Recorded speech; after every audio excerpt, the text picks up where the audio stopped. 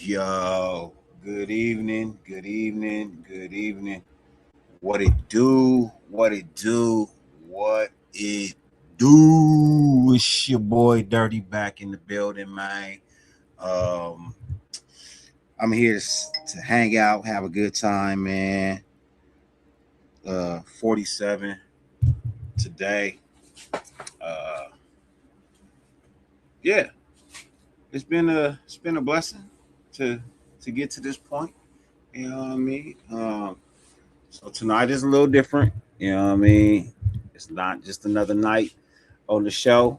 It's basically the first night back on the show, real live. You know what I mean? Not a test show, real show going forward from here. You will get sick of seeing me, or at least get sick of hearing me.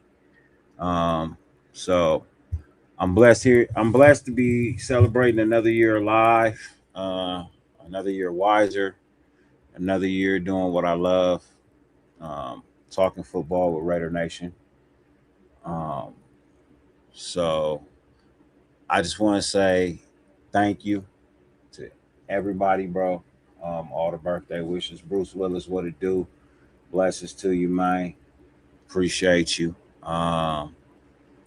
I want to say a real sincere thank you to everybody who has supported me, who has watched my shows, liked the videos, shared the videos, commented on the videos, disagreed with me, agreed with me, but most importantly, those who continue to rock with me. I appreciate every single one of you. But tonight just isn't my birthday. Tonight is a Raider Nation Celebration 2. And I don't know what better way than to talk some football. So we're gonna get into the intro, and yeah, we're gonna get into the intro. I got some guests coming up, and Las Vegas.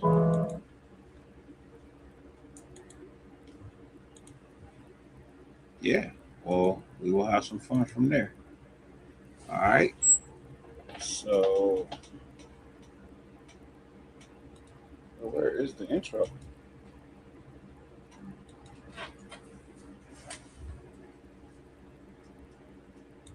Where did it disappear to? Oh, okay. I'm like, where'd it go? Vegas, a city built on bright lights, big bets, and legends. But under the glow of Allegiant Stadium, there's a different kind of energy. A darker one, a louder one, a force that doesn't just show up, it takes over. This is Raider Nation. Born in Oakland, forged in LA, reborn in Vegas. A legacy carried by the bold, the ruthless, the ones who never back down. We want to beat the NFL and the Reds. That's what we're doing. There you go. Yes, the refs definitely. Silver and black. The colors don't just represent We're a Raider team. fans. They Okay, this is what represent it's all about. talent. Well, that's why they won't let me into warning. Kansas City, because I have to take the shit off in Kansas City. Every Sunday, the desert doesn't just shake, it erupts. The crowd doesn't just rise, it roars. The shield doesn't just shine, it intimidates. And the nation reminds the world why the Raiders aren't just a franchise. They're a problem for anybody standing on the other sideline. This is a culture built on hits that echo, plays that break wills, and moments that turn doubters into believers. Commitment to excellence isn't a slogan, it's a battle cry. And if you're not ready for it, you get left behind.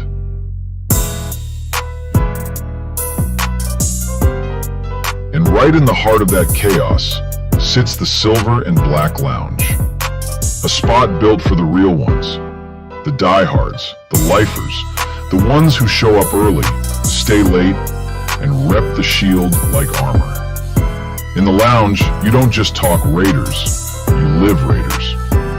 And now, you're stepping into Dirty's world, a place built for the diehards, the real ones, the ones who bleed At the 40-yard line, and O'Connell wants to take a deep shot. Here, and we break down the plays, the legends, the rivalries, and the future of the team that refuses to fade, refuses to fold, and refuses to apologize for being dangerous. So lock in, stand tall, and rep the shield with pride. Because around here, we don't just support the Raiders. We ride with the Raiders.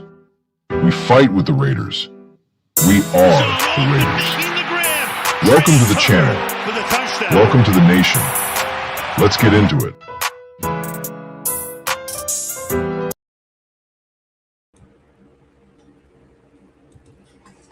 Ladies and gentlemen, I want to bring out a guest before we get into the show. It's a friend of mine, somebody I met when I first started doing YouTube.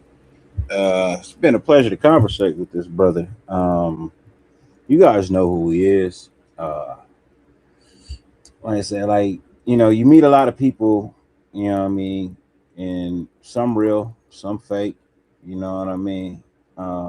Some, blah, blah, blah, and I'm not throwing any shade at anybody. But this is one of the dudes I do respect in this content game. Real good dude, real knowledgeable. I run short of words when great people come around, because it's not a whole lot you can really say to really sum up, who they are. So less is usually more. Ladies and gentlemen, please welcome to the stage half of the unfiltered truth, my boy, Mr. Philly Rob. What's good with you, Philly Rob? Man, what's happening, Dirt? Happy birthday. And you know, what can I say about an introduction like that other than just to humbly accept that and say thank you. I appreciate that. And it's about time somebody puts some motherfucking respect on my goddamn name. I hear you. I hear you, brother. I definitely look. I respect you. You know what I mean? I respect you all day. So, how you been? How life treating you? World's good. Hey, work is good. My family's doing well. I had all kinds of since you asked, so we'll get into it. My son actually completed a intro to becoming a doctor at Harvard Medical Online School this summer.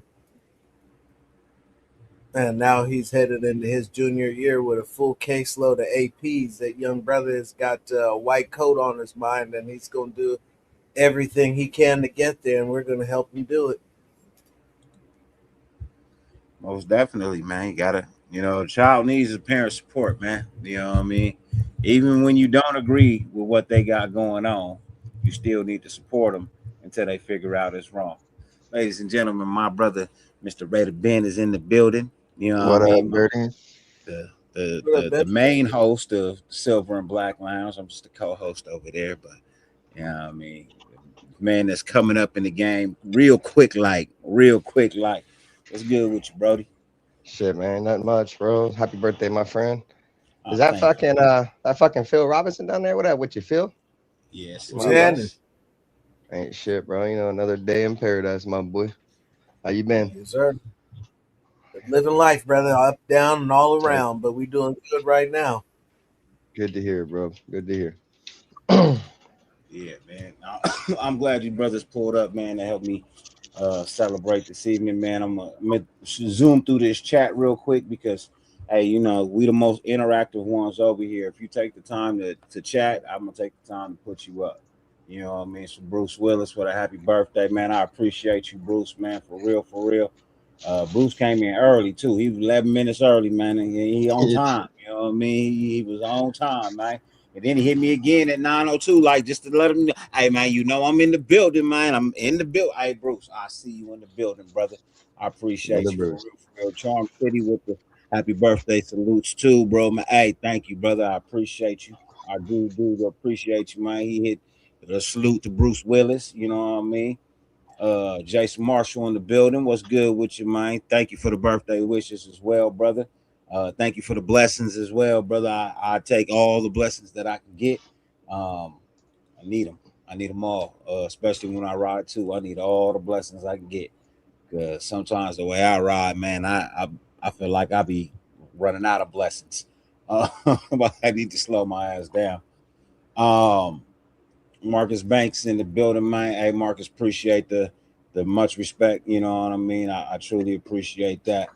Frank Weber in the building with the birthday salute. What's good with you, man? Thank you very much. I appreciate that. James Purple on break with the Raiders. What's good with you, man? Raiders in the building. Yeah. In the building. What's good with you? Who else? We got Willie Wayne is in the building with the happy birthdays, man. Thank you very much. I greatly appreciate you. More than I can verbally express. Man.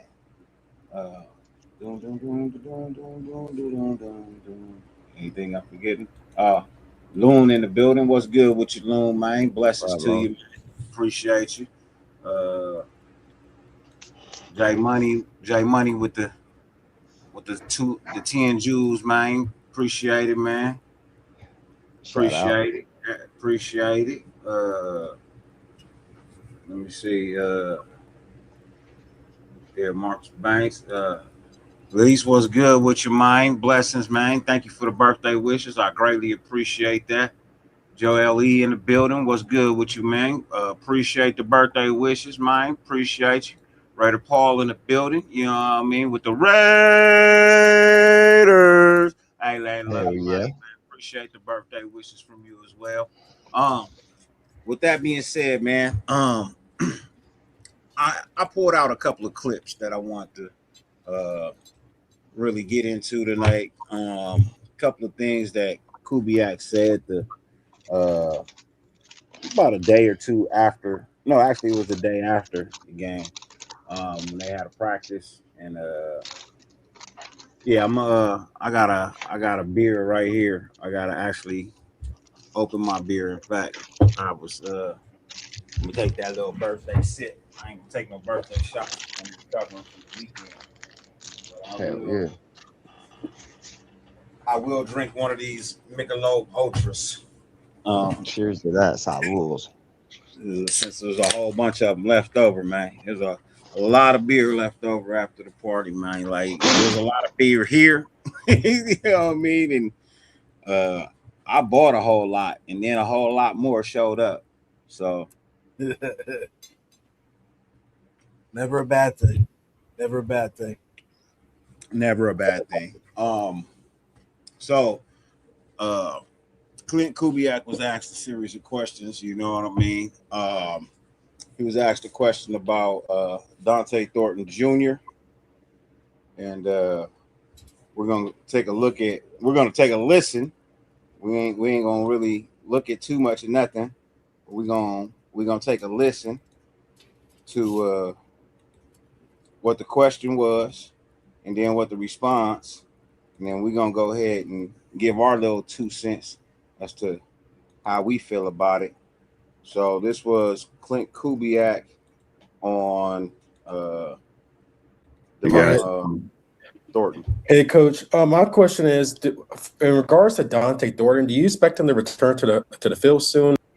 For DT, yes. We do expect to get him back. He's been banged up a little bit, but we're expecting him to get back on the field and see some action in the preseason at some point here.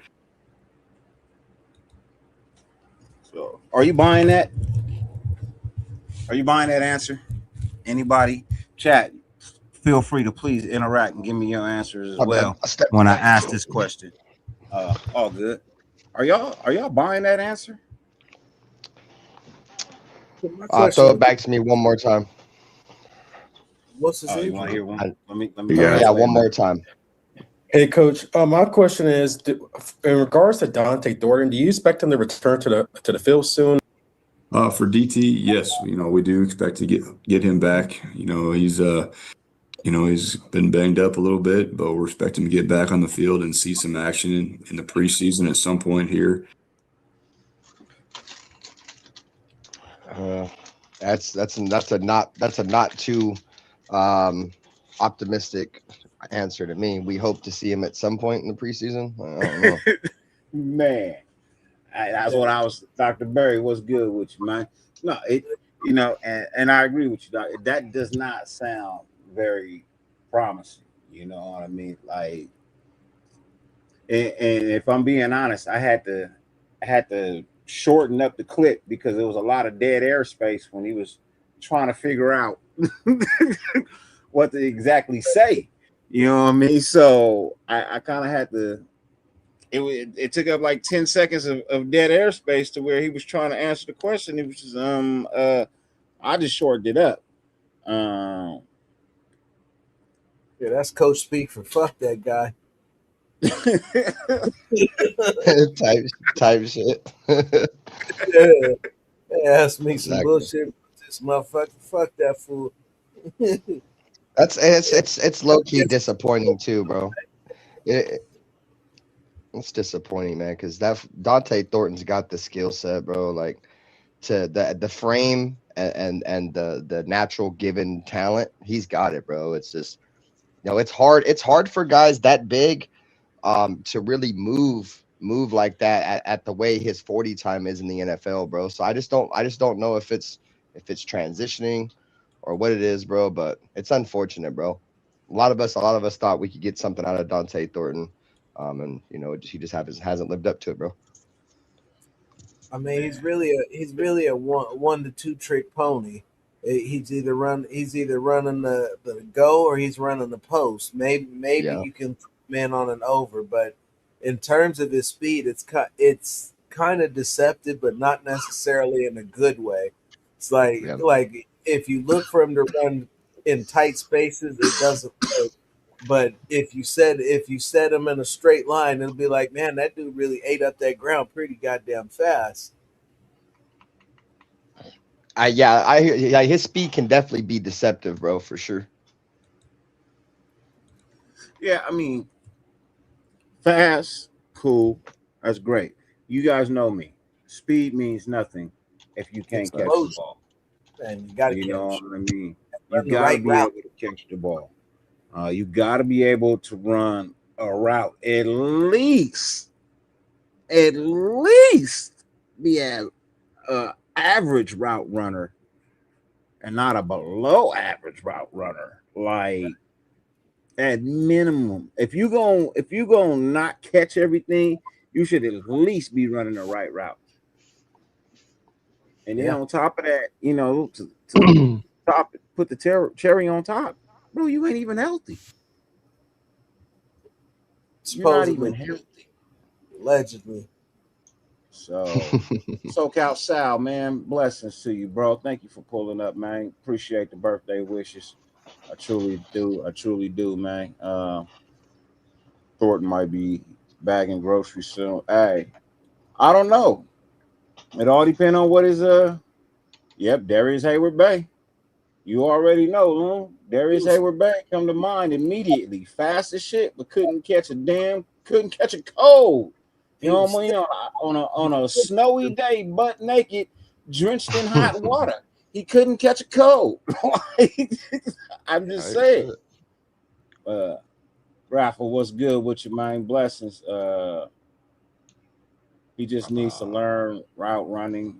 Running straight doesn't always work, especially if you can't fight off the corners in the beginning. Hey, you ain't never lied with that one, man. Exactly, Dirty Dorton. Dorton does not. He don't know how to run routes, bro. That's what I see on film when I go back and I look at last year, bro. His route running was atrocious. You know what I mean? Luden's cards. Thank you, man. I appreciate it. It's me. You know what I mean? It's my birthday. Shout out to Dirty Bag. Happy birthday, bro. My man. Yeah. So he was asked another question, man. He was asked a question about these defensive backs. So let's see what he had to say, what the question was, and what he had to say. Good morning, Coach. Especially for these rookies and even in the secondary, obviously with some struggles. It was their first time going up against somebody else not wearing silver and black. How important is this tape going to be for them as they continue to learn and grow? Very important, and we wanted to put them in a lot of man coverage situations. We have some decisions to make, so it's important that we see these guys cover, and it's great for Jamad to go out and get that experience. His first football in a year. I still can't say enough great things about what he's done to get himself physically to this point. I'm really proud of him. And last night he got back to football and got a few thrown on him, but he's going to be better for it. So we'll just keep improving.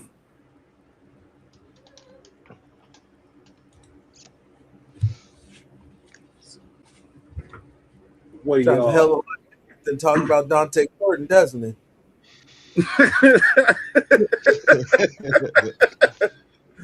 You sound like he got more faith in the DBs. Just a little. Just a little bit, right? Just a little bit. We ready. He said, Willie Wayne said the Texans is going down, and we ready to see where we stand versus Texans. It's a great benchmark. I don't know if it is really a great benchmark after what the Chargers did. I wouldn't say it would be a great had it been like a close game, then maybe, but it wasn't even close. So, yeah. Huh? No, I was trying to remember that. I thought you were talking about the Chargers, but beating up on somebody in the preseason. I think. Did you mean the Cardinals, Dirty? When you said the Chargers? No. Who did the Texans play this week? Oh, I don't know. That's another thing I was I believe they played the Chargers. Oh, okay. I believe the Texans played the Chargers in the preseason this week. Sure. Yeah, first games don't mean a whole bunch, but I can see what you're saying. They played them on Thursday too, and it was 27-7, San Diego. Well, I think the only difference between like our game though and like the Chargers, like we're gonna scrimmage them. You know what I mean? And there's gonna be like actual schemes and shit put into the scrimmage. So I think it's gonna be a little bit different than what the Chargers, because the Chargers and the Texans, they didn't scrimmage against each other. That shit was pure vanilla. You know what I'm saying? I think the Texans game is gonna be a little bit different. It might not be a measuring stick, but I think the Texans, especially defensively, they're gonna test the physicality of our offense for sure. So rather it's the starters out there for limited reps of the Texans, or the backups, regardless, D'Amico Ryans. He preaches physicality, and that's one thing that's kept the Texans really competitive since he's been there. Is they're just a physical football team, especially up front on both sides of the football. So it's going to be interesting for sure because, like I said, we're going to scrimmage them. So it's going to be a little bit different, at least in my opinion. No, that's a good valid opinion. My whole thing is even when you scrimmage, right? The Raiders seem to be throwing in a lot of schemes. You know what I mean? They seem to be trying to really install what it is what they want to run this year. Most people were saying, "Oh, they're not going to really run too many plays. They're not going to really." I said, I feel like you don't really have a lot of time to kind of slide your playbook in, kind of real easy, like slow, you know what I mean? Like you don't really have that type of time. You kind of got to force feed, you know what I mean, some of these people and see who get it and see who don't. Those who get it and can perform it and make it happen, that's who you ride with. Those who can't grasp it or understand it, that's who you bring along slowly and build them up. So I mean, when it comes to the DBs, I'm hoping that the game that we saw from them was a first game jitters when it comes to Masses and McCoy. I hope that it was just first game jitters, and that when we see them this week, they kind of knock it off a little bit and show up to really play some ball. Cash Lord, my dude, what's good with you, Brody? Thank you for the birthday wishes, man. I greatly appreciate that. Graffa says, I like what y'all building over there. That boy Max Crosby gonna give my Texans hell. Hey, look, it's preseason. I don't even know if Max gonna play, but He'll be in the practices. Yeah, he's gonna be in the scrimmage. I think he means like he gonna be in the, he definitely gonna be in them scrimmages, giving, you know what I mean, running rampant. But he's gonna wreck their practice for once. I'm about tired of him wrecking our goddamn shit. Go wreck somebody else's practice. Good damn. Wreck somebody else. You go wreck somebody else's shit. Go fuck them up, dude. Stop fucking us up. Hopefully he goes around hitting his arm like he was hitting Kirk Cousins' arm. Goddamn it. Keep that same energy, Max Crosby. Yeah. Fight motherfucker too. Yeah, go fight them, goddammit. Stop trying to fight them. I call that. So Bruce Willis says if our corners play off wide receivers, we are screwed again. So I would say yes and no. See, the thing about it is, when I go back and I look at it, McCoy was doing all the right things. He was in all the right places. The only issue he has is that he ain't strong enough. Yeah. He ain't physical enough. He ain't grasped that concept of physicality it takes to play that position in the NFL. And he was just kind of getting manhandled and ragdolled out the way for those catches. So Deuce Gruden need to go ahead and pull youngster to the side and be like, hey man, here's the workout plan. You need to get with it. You need to get some upper body strength, man, because you just getting pushed around out here. So I wasn't high on it when I first initially watched it, but as I went back and I looked at some more replays and watched what was going on, I just was like, for sure, I can dig that. I kind of like that. So, yeah, I'm not even really mad at the DBs. I hope they go out and knock off the first game jitters and come on back in and make me feel better about myself.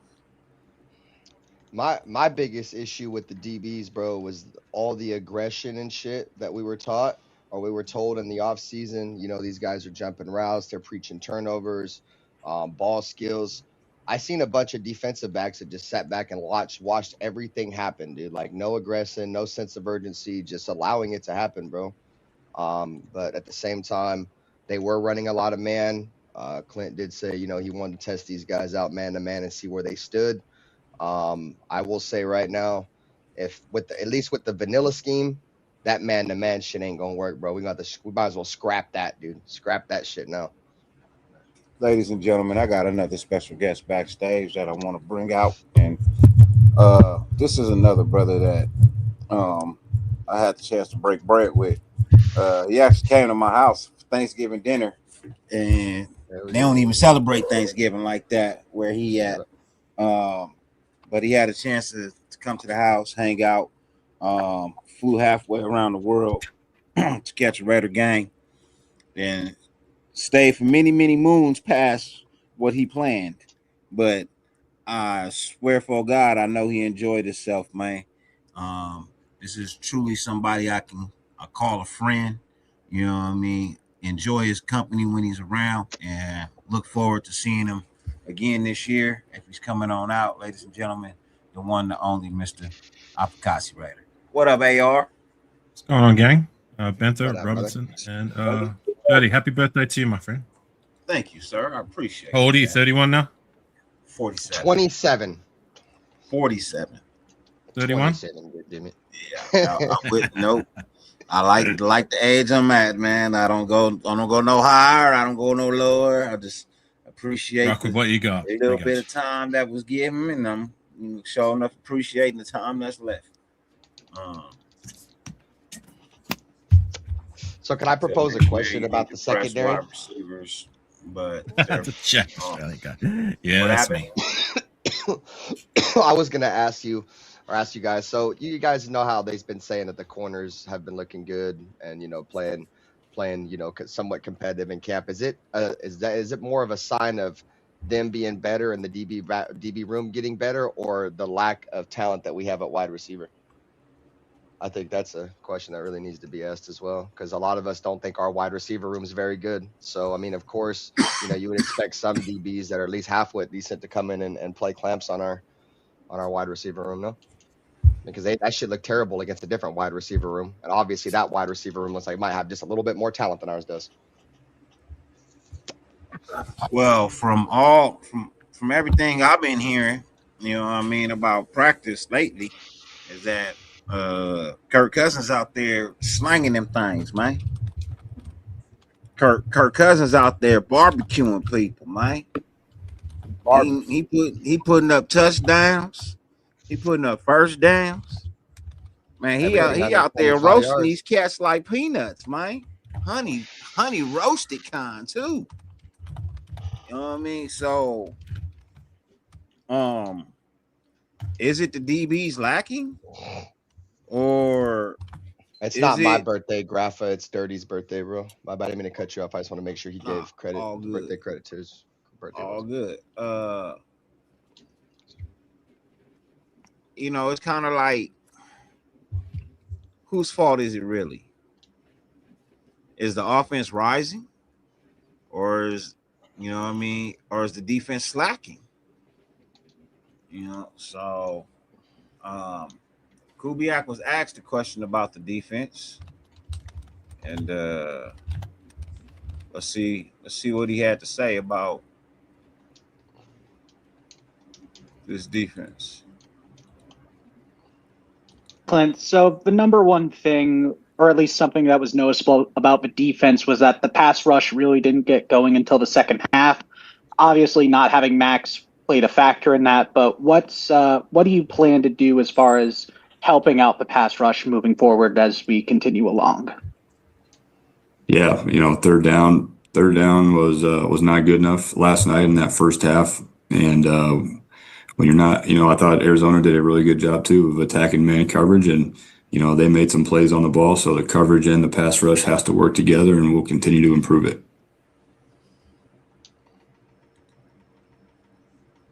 Are y'all buying these short answers? There's really nothing else to add to that. They got to improve it. It wasn't good enough. You'll get some of those will clean itself with a better pass rush. But until that pass rush gets there, those guys are out on an island. And the downside to that is if the quarterback's got time to throw and can pinpoint his accuracy, at some point you're going to get beat. Yep. Whatever way you cook it or you cut it, like, I don't care. Where's the lie? It needs to be better. That's my short. Yeah, I mean, it's hard. I mean, it's hard to play man to man, bro. Like, that's why you don't really see a lot of teams that just come out and run pure man to man anymore, bro. Like, coaches and quarterbacks, I mean, offensive play callers and quarterbacks are just too good to consistently lose to man coverage, bro. Athletes are too good. Receivers are too good. All these guys are just too good, bro. That's why I don't really understand the mindset of running just straight man. Like, you see man variations nowadays, but it's mainly man variations of zone, like cover 4, like quarters or palms coverage, something like that, bro. Like, teams don't just run pure man-to-man anymore, bro. That shit just really don't work. Like I said, pick routes, rub routes, just pure athleticism, shit like that is going to defeat man coverage 9 times out of 10, bro. And, I mean, unless you got fucking, Darrelle Revis or fucking Patrick Surtain or somebody, Nnamdi Asomugha, I mean, you can't just come out and just run man coverage like that, bro. Yo ass will get fried, bro. 100%. And the Raiders are seeing it. They know you're in it. Yep. And that was the last time we had a lockdown man-to-man cornerback, Nnamdi Asomugha. And I keep saying, how long has it been since he's been in the door? You know what I mean? That's what, 16 years ago. I'm getting tired of waiting for someone else to show up and be that guy. We're still talking corners, bro. Like 16 years and we're still talking corners. 16 years later. And it's not like we're not trying. Like, how many times have we swung in the first round specifically to try and find a guy, and none of these cats pan out? I'm getting so sick of it. Father I and son football, what it do, man? Blessings to you. Blessings to you. I'm not playing. Man. You know, look. I believe when, everybody going into this game really had high hopes. They thought they were going to see something different from this defense. Me included. I thought I was going to see a decent show. You know what I mean? I thought I was going to see a halfway decent showing of some excellent coverage, some pass rush, some run stopping. I didn't really see any of that. The starting D, it was okay. It needs some fine tuning. But man, when they left and then backups came in, boy, it got pretty bad, man. It got pretty bad, man. So, well, Patrick Johnson was able to do some things in terms of the pass rushing, and Yeah, him and with the Cian third Sloan stringers. were about Him it. and Cian Sloan were the bright spots. So there is that, but I agree for the most part. It wasn't impressive across the board. I want to give those two cats a bit of a shout out because those are two guys who are fighting for a depth spot, and they're showing just that.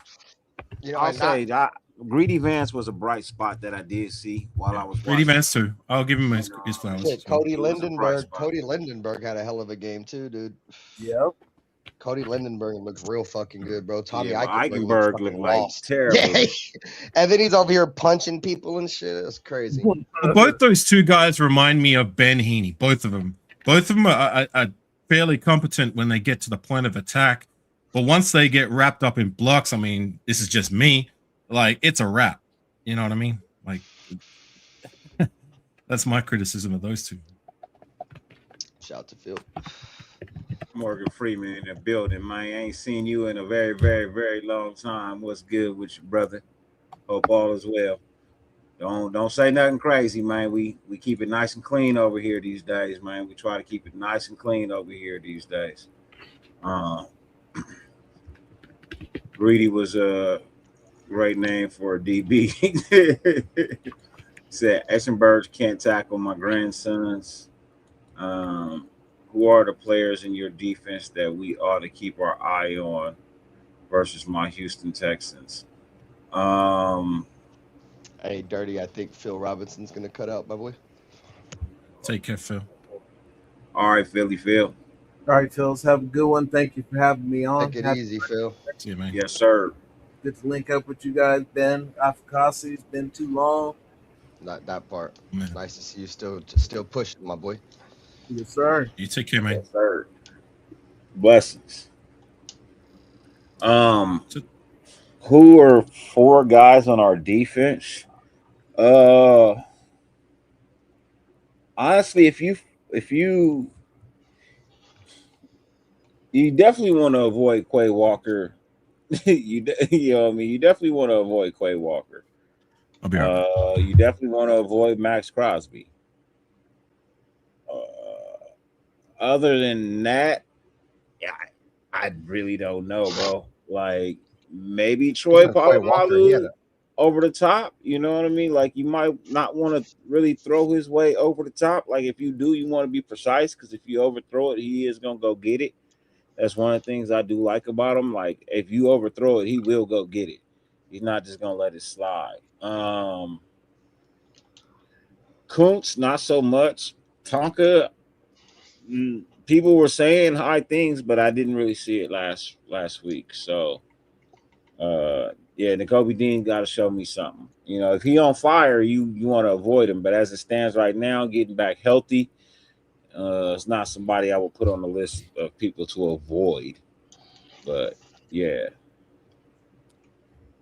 I think the reason why I'm kind of chilling with Tonka is because I feel like Tonka is like fucking Robin to Max Crosby's Batman. You know what I'm saying? I don't think we're going to see the same production from Tonka Hemingway without Max out there, bro. And what I mean by that is just the amount of attention that Max Crosby garnishes allows players like Tonka Hemingway to shine a little bit more.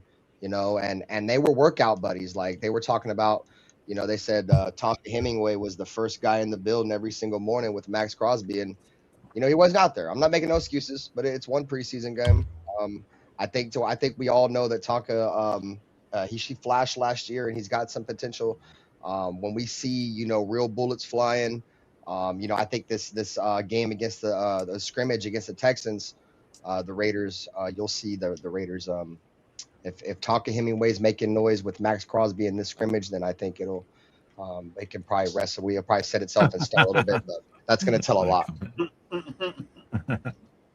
No, I agree. I mean, at the same time, like, you still want to see some guys, despite the fact that, like, your marquee player on the defensive line is out. Okay, well, somebody else step up. Somebody else, you know, be that guy. And it's a bit of a shame that we don't have anybody else who can step in and fill like even half the void if Max Crosby's not on the field. But I do like Tonka. Like, he had a quiet game. I'm hoping he stamps his authority a little bit more in the next 2 games, because I'm right there with you. I was impressed with his rookie season, with all things considered. It's how many times do I have to say it on a live stream? Like, how many times are we swinging for DTs via the draft, and none of these cats are panning out to be even competent rotational guys, and I'm getting real tired of it. And I'm hoping it can be different with Tonka. I mean, we were so confident, a lot of us, that we were going to draft a nose tackle or DT early in this year's draft, and we didn't. We drafted a guy in the 7th round, and that for me speaks volumes on the confidence level that they have in the guys that we drafted last year, specifically JJ Pegues and Tonka. So can one of these guys fill that void at DT? Like, there's guys I like there, you know, him, those two, Jonah Lalu, Adam Butler, and Thomas Booker. I just want there to be someone who's like, yeah, he's our starter, and he's good enough to fill that gap, at least for the now and for the foreseeable future. So moving on to the next one. Clint Kubiak was asked about the 3rd quarter. Basically, I'm giving you the short versions of the questions, but I'll let you hear the questions that was asked, and I'll give you the answers, and I'll let you hear the answers. So this was about the 3rd quarter. Hey, Clint. Last night in the 3rd quarter, Arizona had a 4th and 2 where they picked it up right at the sticks, where you could have potentially challenged. Not asking why you didn't or why you did. I just wanted to know about your process. Did it work out the way you wanted in terms of communication from the booth and the way that you guys had kind of planned to go about that? I know the Cardinals hurried up and got to the line right away, so they didn't have much time. But I just want to know if your process went the way that you kind of wanted in terms of those kind of communications. Yeah, I think overall I was really happy with our process, and you know, we'll keep improving as these next games go, getting ready for Miami.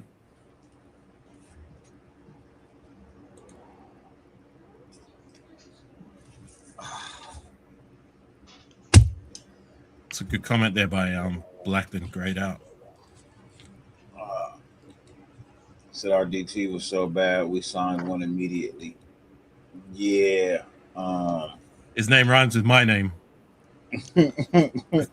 I forgot his name, but I remember it rhymes with my name.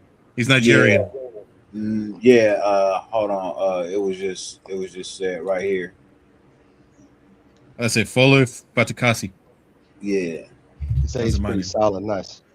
Yeah, says he's pretty solid. So we'll see. Hopefully he's not brought in just to be a camp body. Sorry. Hopefully he's not brought in to be just a camp body. Do us fans think JPJ is better than what he really is? Another coaching group, and he's the one going back and forth with Caleb Rogers. I'm starting to have my questions about JPJ. I'm being honest. I'm starting to really have my questionable doubts about JPJ. The one thing he didn't need, but the one thing he didn't need was to walk off the field injured today. Yeah, it's not good. I told you I don't like injured offensive linemen, bro. If you injured now, you're a big guy. You're not going to recover fast. It's going to be a while before you recover. So now you go into the season what 60%, 70%. Like, at this point, man, give Caleb Rogers the first team reps, build up his confidence, build up his skill set, and let's run with it. Because I'm just about sick of JPJ being on the PUP list, and I got a feeling that's where he's headed again. So at least we have some fairly competent, at least what I believe, depth guys who can fill the void. I mean, Caleb Rogers, you should be competent enough to fill that gap. Even Trey Zune, who I like, is that guy who can fill in at any spot on the offensive line. So if JPJ ain't there, then can one of those two guys step up? But like I will say, I did like what I saw from him in preseason. I thought he played very well. Seeing him blocking at the first level and then getting to the second level with Linderbaum, it was very impressive. No, I like that, but if you can't continuously do it because you can't stay healthy, then it's about time to move on. You know what I mean? Yeah, see, your best ability is availability, bro. Yeah, your best ability is availability. You know what I'm saying? I mean, it's tough. You know, the severity of the injury with Jackson Powers Johnson hasn't really been released yet. We're hoping it's nothing serious, but you know, it's concerning. You know, not only when you leave the field in practice, but then you don't return to practice, and that's where the real, you know, concern lies with JPJ, and you know, the unknown factor of what his injury could be. If he is truly injured, you know, maybe he just fucking, I don't know, fucking got a breath, his wind knocked out of him or something. Who knows? But you know, obviously, I think we'll probably hear more in terms of the severity and if he'll miss any practice. I'm not sure if Kubiak's going to meet with the media, but I'm sure as soon as he does, that'll be probably one of the first things he's asked. But yeah, man, I hope it's nothing severe. But you know, just him, like I said, him not coming back to practice is concerning. Yeah, if he's not back in practice this week and he's not playing in this week's game, and Caleb Rodriguez goes out there and has a monster game and goes out there and really performs, JPJ could be looking at being on the trade blocks or relegated to the second string. Well, on the positive side, look, I'd rather these things happen for the now than in the regular season, and at least he showed us some things on tape with his preseason outing. To be honest, I'm okay with him sitting the rest of the preseason if he comes back and plays and is healthy for week one. You know, I personally saw enough to be confident that he can start if he's healthy. Sit him. I'd rather now than in the season when it matters, when the live fire is happening. So, if this D tackle we just got, if he don't work out, you know what I mean? If this new D tackle doesn't work out, trade JPJ in a third round for Villa, and let's go. I'm good with that, man. I was thinking the DCam Richardson in a third round for Vita Vea. I feel like that would be a good trade that will possibly go through. Because they need. What value does DCam Richardson got? They need defensive backs. What value does he have? I mean, beside the fact that he's young and coming into his third year, dude's done nada. It's a position of need for them. And they get. You get what I'm saying, though. Like he's done nada. Yeah, I hear what you're saying, but yeah, they get. What has he done? If you could trade a DCam Richardson in a third round pick, and that's what the Bucks would take to get Vita Vea, and give up and pay at least half the salary on it, you wouldn't make that deal. Well, I'm just speaking out loud that the fact that this is his third year, he's still fighting for to do anything on literally the worst team in the league. Like, what value does he have on another team? You know what I'm saying? Like, I'm just saying. I fully hear you. I'm just saying, like, but if that was the if I was a GM for another team, I'd be like, that guy. What? Hey, look, I'm just saying. If you throw that out there and the other team goes, okay, yeah, that's a deal. Like you're not going to smoking crack. Maybe smoking crack, but okay. I'm just saying, position of need, low cost. You know what I mean? It's not going to cost him really anything to bring him in. If it pans out, you know what I mean. Everybody wins because they still got a third round pick. Plus, they got a defensive back that actually panned out and works for them, right? If it doesn't, shit, they still got a 3rd-round pick. They got Vita Vea off their books. They don't have a concern for that anymore. And we all move on. We the ones that got to worry about Vita Vea actually pulling through. You know what I mean? Pay him all that money and then he don't do shit. And then we got to negotiate a new contract with him or take that loss next season. So, like, you know, or trade JPJ for Vita Vea and a 3rd or 4th round pick. That'll work too. Look, I like Vita Vea, but honestly, all this Vita Vea talk is giving me shades of what's his face? And I'm not saying you got to do that. In years past, like every time we go into the preseason, the off season, we're gonna get Ndamukong Suh. We're gonna trade for Ndamukong Suh. He's coming in, and we just don't do it. I ain't getting excited for nobody until they're officially a Raider. Oh, he came in and he was terrible. Who? Suh. Yeah, Ndamukong Suh. No, we never got Ndamukong Suh. We got Gerald McCoy. We got Gerald McCoy. Yeah. Gerald McCoy was low key solid too, and then he got injured. Yeah. I think the last week of preseason or week 1. Yeah. I mean, I was at that game too. That was the 2021 season. He got hurt against the Ravens. That was tough. Why does it sound like my son is still up?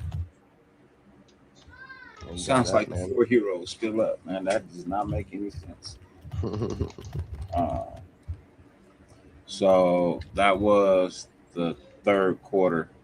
I got a couple more that I want to go over. This next one was about Trey Zoom. So he had a short answer for a short question about Trey Zoom. Coach, we saw Trey Zoom play mainly at right tackle last night. We know we've seen him move around quite a bit during practice. What went into the decision for him to play a right tackle last night? You know, we have moved him around quite a bit, and that's what we drafted him to do. And that's a position that we wanted to see him get live reps in a game with. So that was the plan going in. So Trey Zoom was drafted to play multiple positions. Something I guess we all really already knew. You know what I mean? It was one of the highlights of his traits, you know, his abilities. One of the things was, ladies and gentlemen, real quick, got another special guest I want to bring out. This is my brother, my friend, my guy. Whenever I'm in AZ, you know what I mean? We break bread whenever he in SoCal. You know what I mean? He always touch down. We break bread and hang out. Ladies and gentlemen, my cousin from another, my brother from another, Mr. King of Controversy, one and only Mr. JT. What's good with you, Tizzle? Big as JT. What's going on, JT? Yee, what up? How y'all doing tonight, man? Happy birthday, brother. Happy birthday. Way to make it around the sun again, man. Thank you, man. I appreciate it, man. Thank you, man. I appreciate that. For real. So we were just breaking down the Trey Zoom. So with JPJ going down, you know what I mean, Trey Zoom having ability to play, you know what I mean, that guard position. Like right now it's Caleb Rogers' job as long as JPJ is hurt, right? They had him playing a lot of right tackle. Do you think with the injury to JPJ after today, we got to wait till tomorrow to see what the extent of the injury is? But if it's something long term, do you think they start converting Zoom into a guard and have him play that position, or do they leave him at tackle and try and coach him up there, and then they just put all their eggs in the basket of Caleb Rogers? I'll go first if anyone else doesn't want to. Go ahead, Aaron.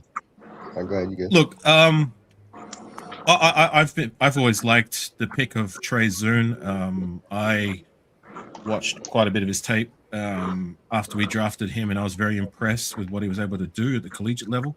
I liked what he brings to the table. It's dexterity, I think, is his best trait. And while I was confident he could play center, left guard, and left tackle, I wasn't so sure about what he can do on the right side.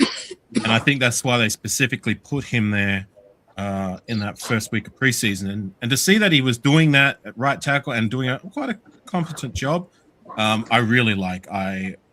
It gives me even more confidence in him being what I feel is what's best from year one specifically. Stay on the bench until somebody's out injured or needs to come out, and then he can fill in anywhere. So I would prefer if Caleb Rogers is the guy to start at right guard, if he's good enough to, which he should be. If we're missing game time with JPJ, and then Trey Zoon, if whoever's on the line, whether it be the guard position, center position, or the tackle position goes out during the course of the season, then we can be confident we've got a guy who can do the job. So that's why I would prefer he rode the bench, despite the fact of JPJ's injury for the now.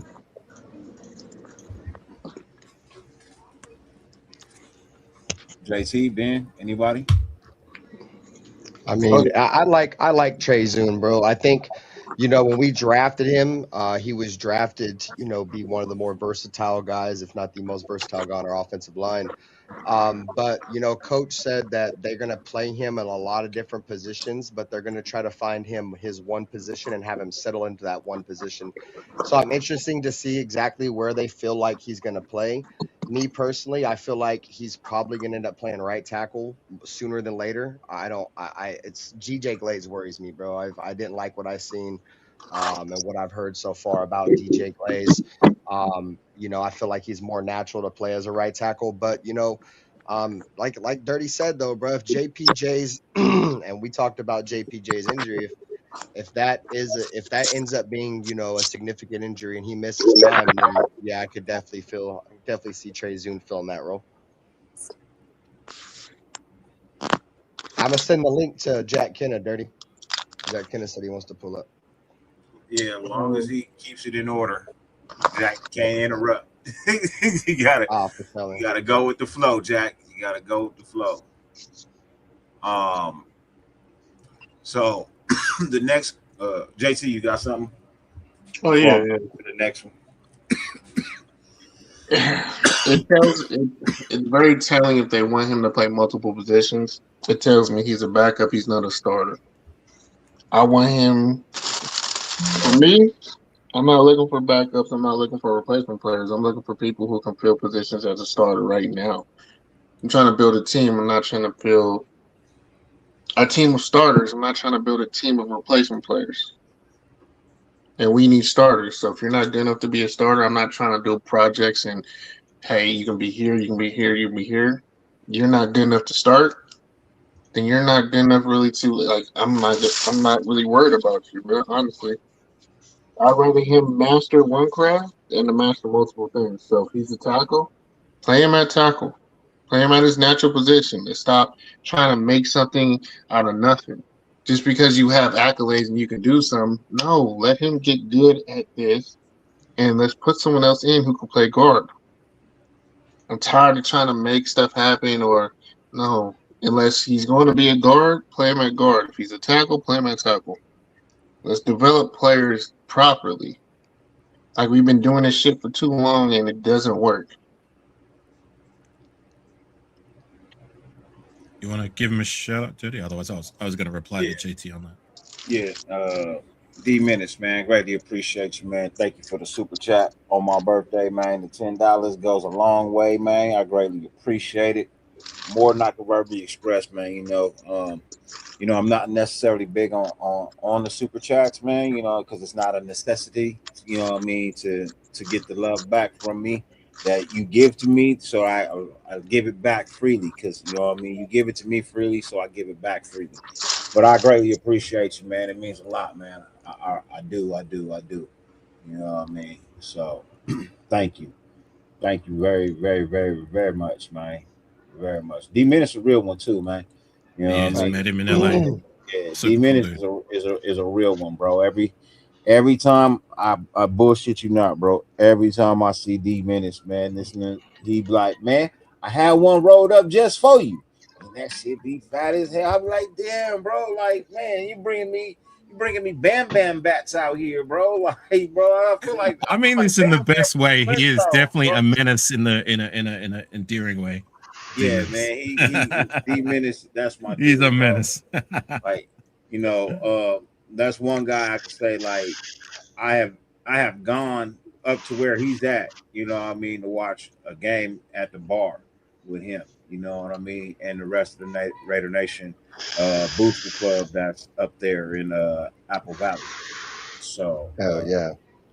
Coolest motherfucker. I love him. And they made the first time I went, they made me an honorary member, man. So I greatly appreciate it. You know, always have, always will. You know what I mean? Appreciate it. And I am gonna go back this year and film this year watching the game up there and where they're at. So yeah. Appreciate it. Definitely D-Menace a real one. Yeah, D-Menace is definitely a real one, bro. You'll never get a bad word about D-Menace coming up out my mouth. And he's always been here to support us, bro. I probably pop you in the mouth for lying about him if you did say something bad, because I don't know that to be true. So, nobody's saying nothing bad about D-Menace. Yeah, no, I'm just saying you say something bad. I know what you're saying. Me, I know what you're saying. You know what I mean? I don't know what you're saying to be true, so I take it as a lie. You know, when you remember when you was a kid and you told a lie, you got popped in the mouth, like, you know what I mean? You got a quick little pop in the mouth, you know, stop chatting your box, you know what I mean? Flapping your lips. But yeah. I think West Side Wrestling. To everybody, man. Earn, check IG. Ben will send you the link on IG. I'll send it to you right now, Aaron. If I can just respond to JT, yes, if that's okay. Yeah. JT, I hear what you're saying. Like, we do this many a times where we're trying to move players around and try the development of one position, then the other, and then the other. And I get that. I'm pretty tired and sick of it too. But like with Trey Zoon specifically, that was one of his draft traits coming out of college that he was able to bring to the table, and I think that's his greatest strength. So with him specifically, I'm all for nurturing that, and I think that's a valuable asset to have. As I said before, a guy who we can have on the bench, who we can be confident that if somebody goes down to injury, then we've got someone who's good enough to plug in anywhere. Come year 3, year 4, then if he's good enough to start and just stay where he is, then I'm all for just leaving him there. But for the now, I like what we're doing with him. Just keep him as that depth guy and as that guy who can come into the pinch and start anywhere.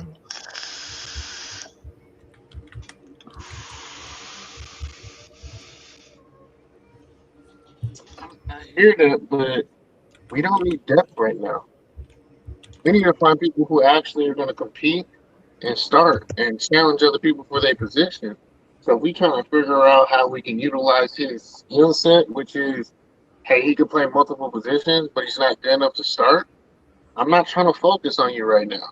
I'm trying to figure out right now who's worth me actually giving starter reps to.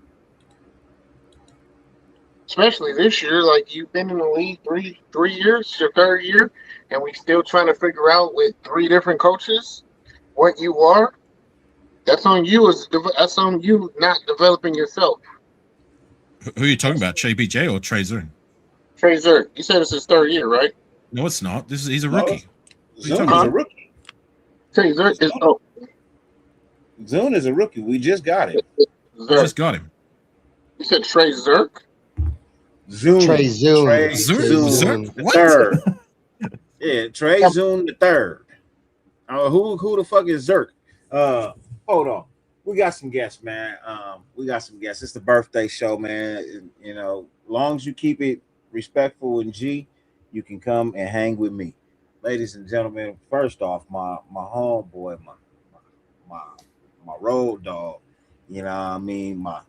My religious advisor when I need it. You know what I mean? It ain't often, but when I do need it, I holler at my brody, the CEO of Brown Crackers, my homeboy, the one and only Mr. Redder Twan. What's good with you, Twan?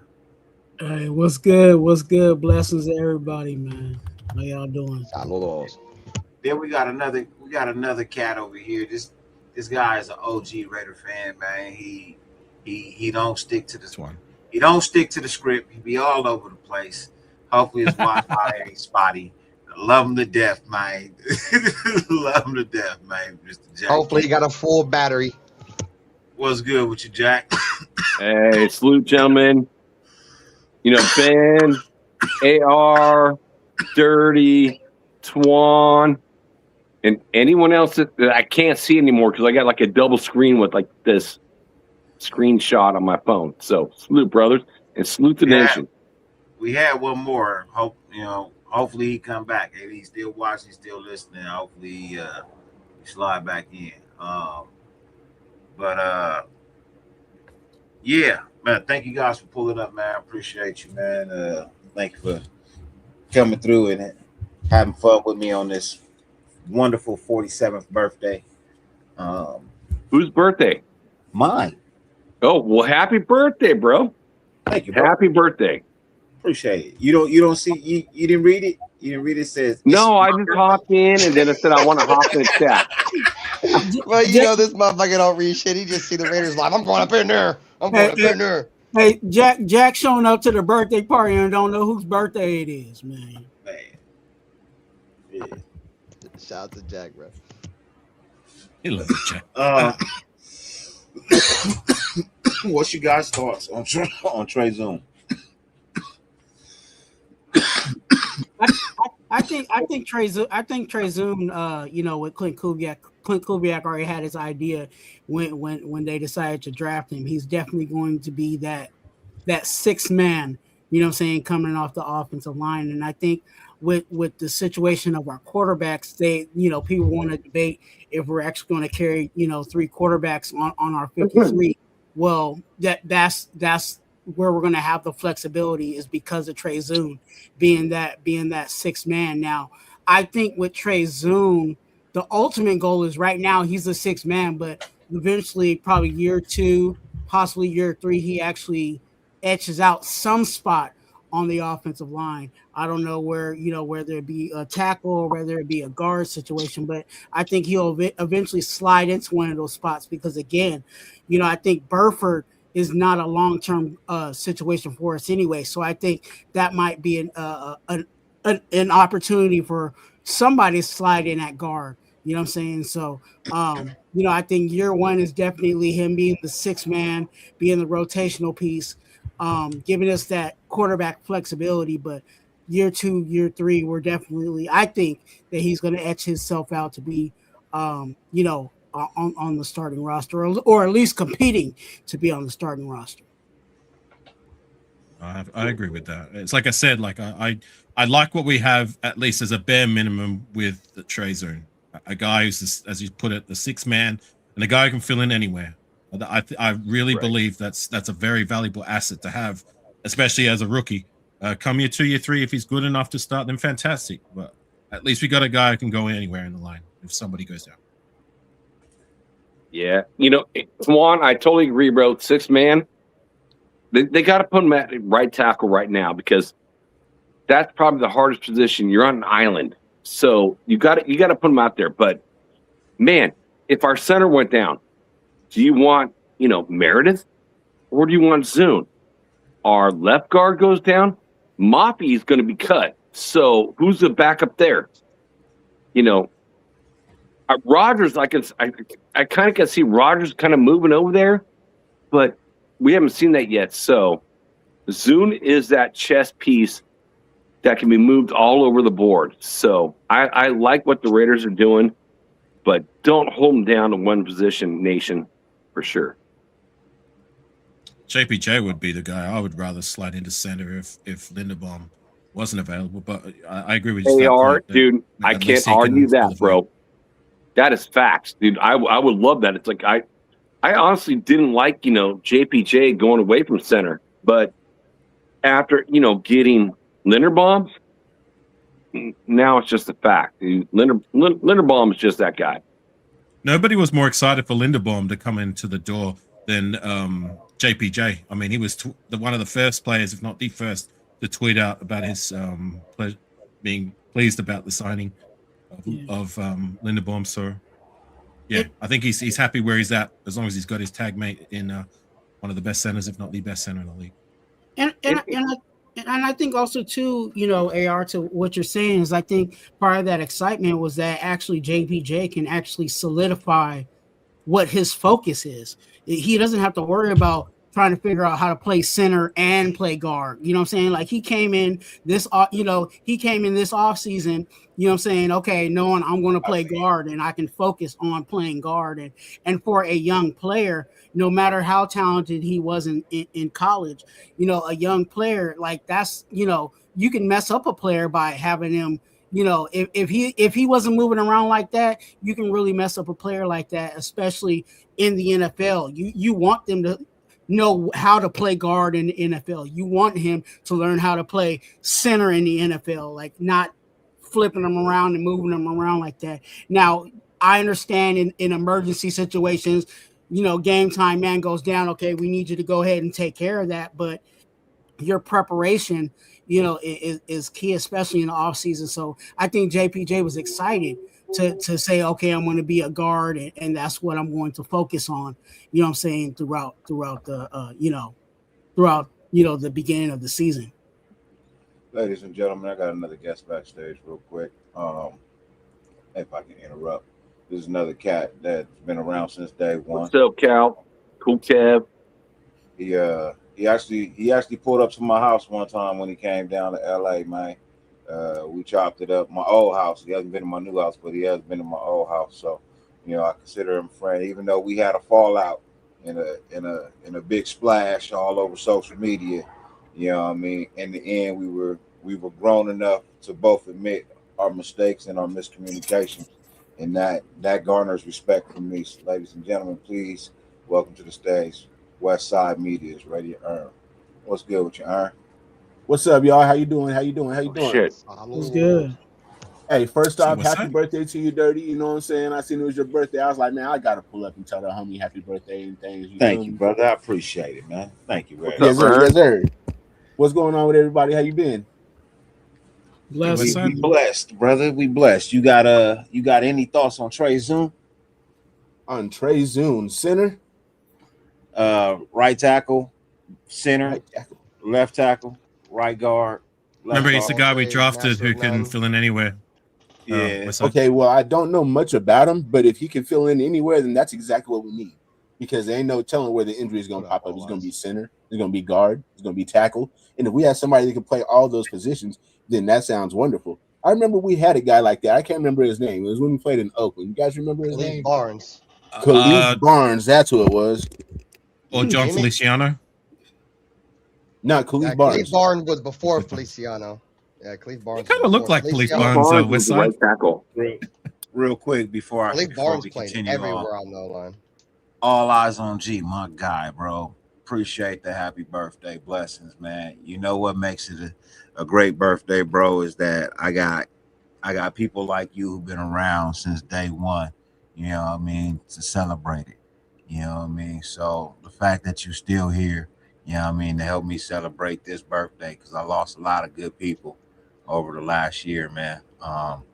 That's a blessing within itself, man. So thank you for the birthday wishes, and in all honesty, man, thank you truly for being here, bro.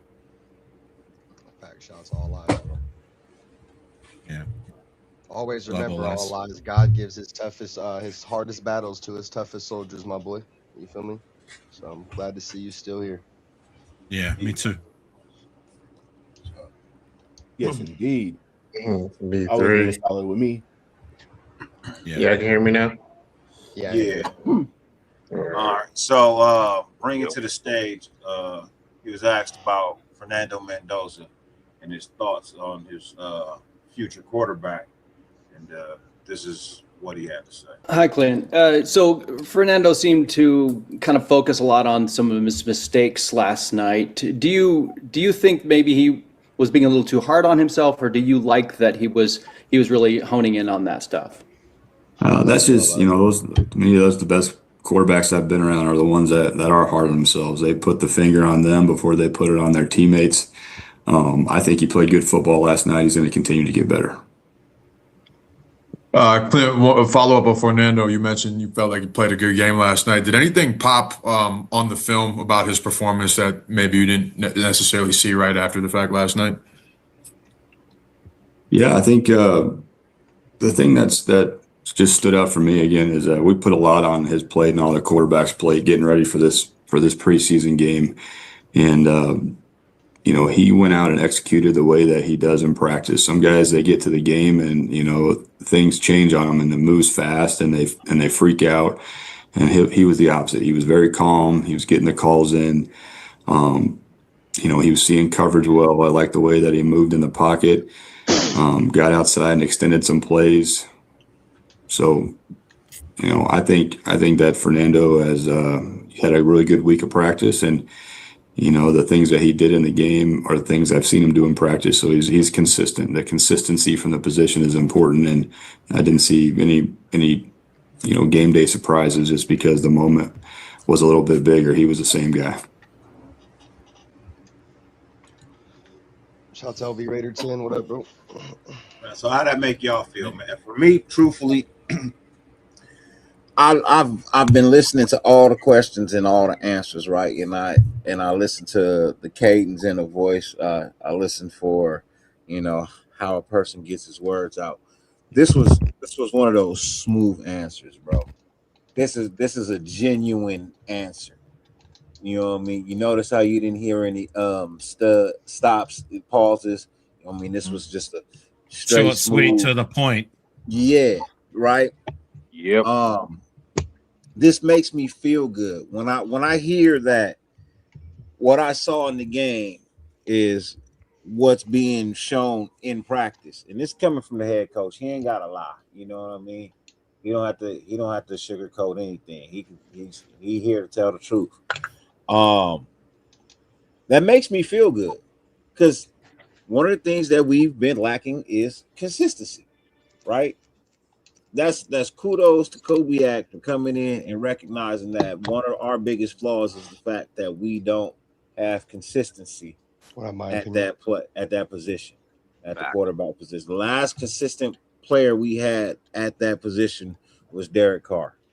And we're not about to get into the Carr show or nothing like that. I'm just saying everybody else has been a roller coaster. Derek Carr was consistent.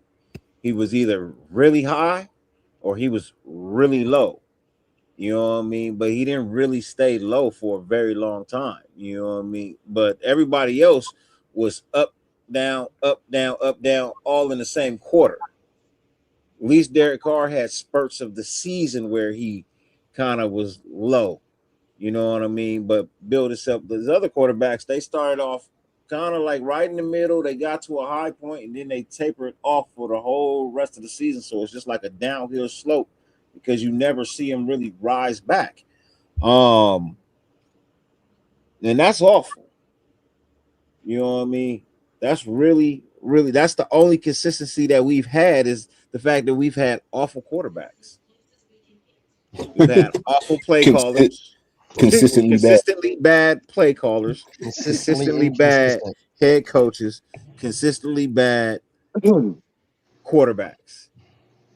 So to hear that your first round draft pick, you know what I mean, is as I'm reading between the lines, seemingly on schedule and on pace to one day really take over this team. As I said, I'm not down on him. I wasn't overly impressed because I feel like he's just not ready yet, but that's when I will be like fully impressed. And that's not saying anything bad about him. I'm not saying he sucked or anything like that. I'm impressed when you reach your potential. Once you fully reach your potential, then I'm impressed. And then when you build on top of that, I'm even impressed more. I'm more impressed, right? I'm flabbergasted. If you build upon it, I'll end up flabbergasted. Flabbergasted. Wait, you're flabbergasted. Flabbergasted. Nah. There you go. Hell nah, bro. Flabbergasted. that public school education popping up. Hey, you're not gonna downplay my high school education.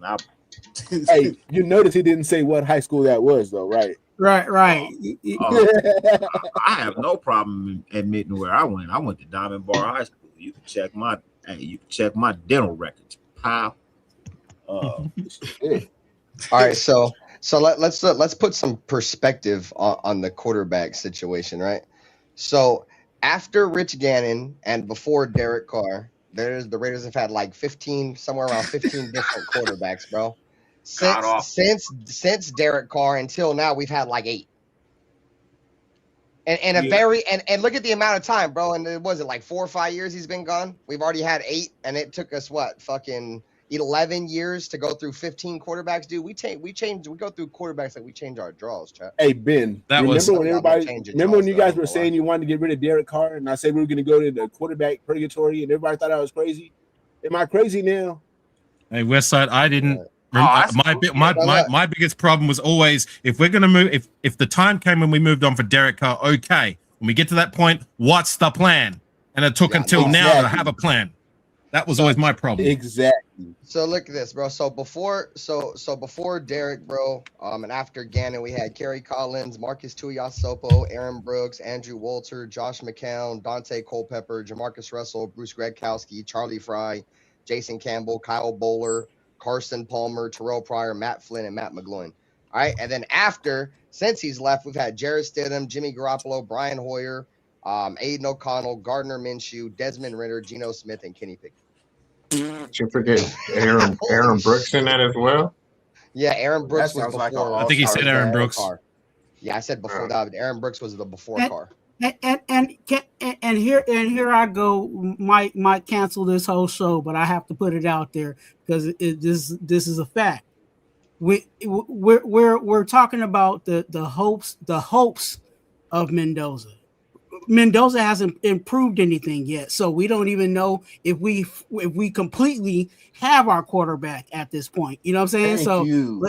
Let's as much as we may like Mendoza, I like that things are trending and he's growing and progressing, but it still has not fully came to its full stop to say yes, we got that quarterback. So we possibly may still be on that journey, but let's hope that we're not, that we can get off of that carousel of that bad list who you talking about? Yeah,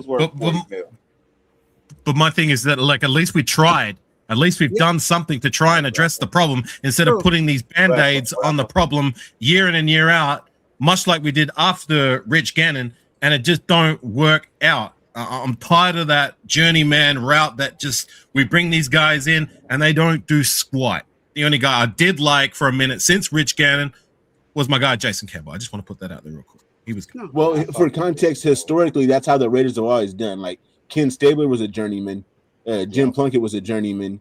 Motherfucking shit, I can't even think right now. Rich Gannon was a journeyman. Like all of our good quarterbacks were journeymans. I said past Rich Gannon, since him and before Derek Carr. Yeah. Every single one of those journeyman quarterbacks were garbage. Not even okay or mid. They were trash.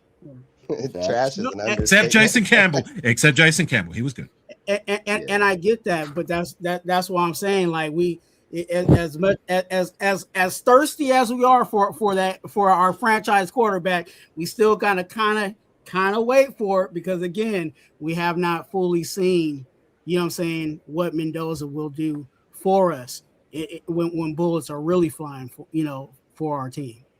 Well, nobody's been higher on the pick than me, Twana, as most of you know. Like, I don't think anyone on this panel, like, it's been pretty story how pro the pick I was during the course of the off season. I still am, but I'm still there. I'm not saying he's all this and all that, and he's shown enough to be that we can ride off into the sunset and say he's going to be the guy. I believe the time will come when he will prove to be the guy, but has he proved that? No, we don't know that yet. So after one preseason game and one off season, it's too early to say that. And based off of Kubiak's, just the audio that we heard, it's encouraging to hear that he's on track. of whatever the coaching staff is trying to get out of him, whatever they're trying to see from him. It seems like he's, progressing, and that's all we can ask for is like, hey, progress. Don't degress. Go ahead and progress and do whatever, check off whatever needs to be checked off, whatever the coaching staff is asking of him. There will come a time and a day when I will admit, like there will come a time, I'm not all the way there yet because like I said, it's just one preseason game and it's too early, but there will come a time when you are the first pick overall, you're going to have to live up to that expectation. I'm not there yet, and I'm not going to be there year one or possibly year two. I mean, if it can happen by then hallelujah, fantastic. But I got to be realistic. Like, and it's the Raiders, right? And these things usually don't really pan out for us. But there will come a time when he's going to have to live up to that expectation. And if he doesn't, then I'm going to be as loud and as critical as most everyone is about it. When you're the number one overall pick, you're supposed to be ready to go. That's how I feel about that. I know. In an ideal scenario, yeah. Ideal word. I would love for him to be starting day one and tearing up the league day one. If that does happen, I mean, we can't rule it out. Then hallelujah. Do I expect that to happen? Unfortunately, no. And Aaron, it's like, it's pretty ideal. Like, we got Cousins for what, $1.8 million to play 1 year. I mean, that dude made more money than most NFL players in history. So we get him for 1 year. Okay, let's play it out. Let's see what happens. Let Mendoza sit and learn. That's just what's on the books. We gave him the $10.5 million, $11 million next year. That sounds good and everything, but if Mendoza doesn't pan out this year and we have to keep Cousins for next year, that salary is $58 million. No, but we cut him, and then next year it's only $10 million. So that's why we needed re-sign AOC. No. Next year his salary is $58 million, bro. It's generally a 2 year deal for like 60 something. No, it's already a deal on the books. It's not a 1 year deal. It's a 2 year deal. Hang on, Westside. If I can get in there for a minute, the only way and how Kirk Cousins is going to be here next year is if he's winning a lot. Well, no. I believe even if Kirk Cousins doesn't play well, and Mendoza starts and Mendoza doesn't play well either, okay, that sucks. But for me, the only world I can see where Kirk Cousins gets that money is if he's winning and we're winning a lot. And then if that's the case, am I going to complain? Are we going to complain about winning? I don't care how we win, as long as we're winning a lot as a Raider. I don't care. Yeah, if he's winning and winning a lot as a Raider. I don't know, maybe more than 8 games. Like 4 games. 8 or more.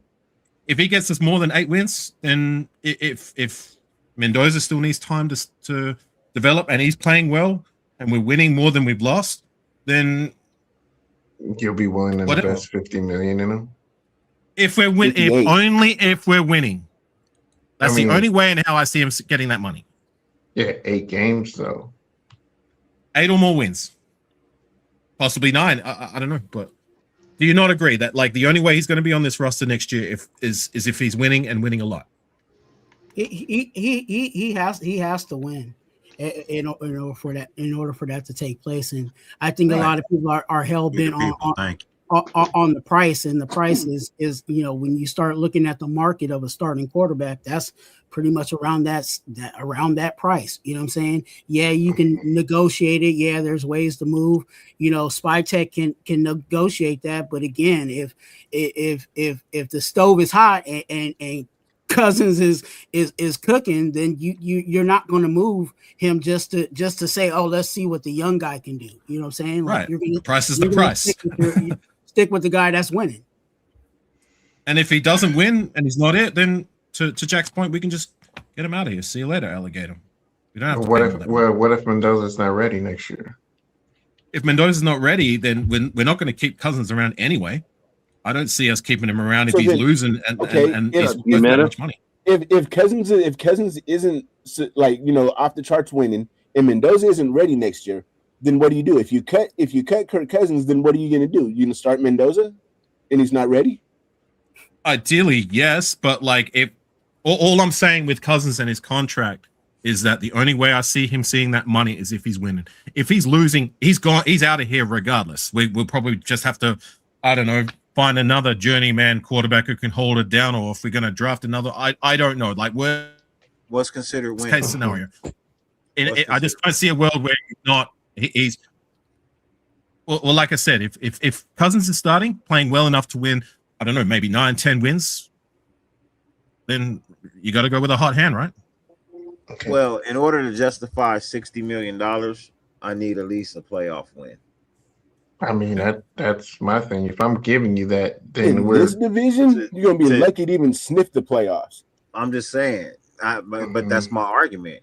And in order for you to justify me extending you $60 million next year, because that's what we owe him if we keep him. We owe him $60 million next year, non-negotiable. We will try to negotiate it, you know what I mean? But as it stands, that's what's on the contract for next year. If we decide to roll with Kirk Cousins again, $60 million. I'm cool with that being a bare minimum expectation, a playoff win. Yeah, okay. You got to give me at least a playoff win. I got to get one. Get a playoff win. I'm good with that. In order for you to justify $60 million, I need at least a playoff win. That's not going to happen, y'all. Let's be honest. It's not going to happen. And you better hope it comes after a bye week in the playoffs. You know what I mean? You better hope week it comes 13. And that's a huge jump since where we came from. So there's only one team get a bye. Somebody need to be coach of the year. We need to get a whole lot of awards if that ends up happening. If only one team one team from each side gets a bye, where do you have to rank?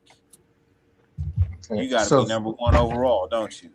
So then I'm just saying you got to be number one overall, right, to get a bye week. This conference, yeah. In the NFL playoffs, you got to be number one overall because it's the only team that gets a bye, right? The number one seed.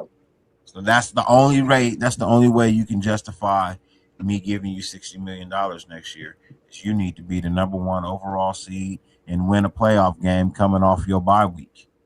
Dirty, that's a high bar. Being the $58 million is the $60 million is a high bar for fucking Kirk. That is the going rate for a quarterback. But that not he's for not Kirk the Cousins. Going rate. He's not that caliber. There's a lot of quarterbacks that aren't the going rate. I hear it. If he's that caliber, he's not a number.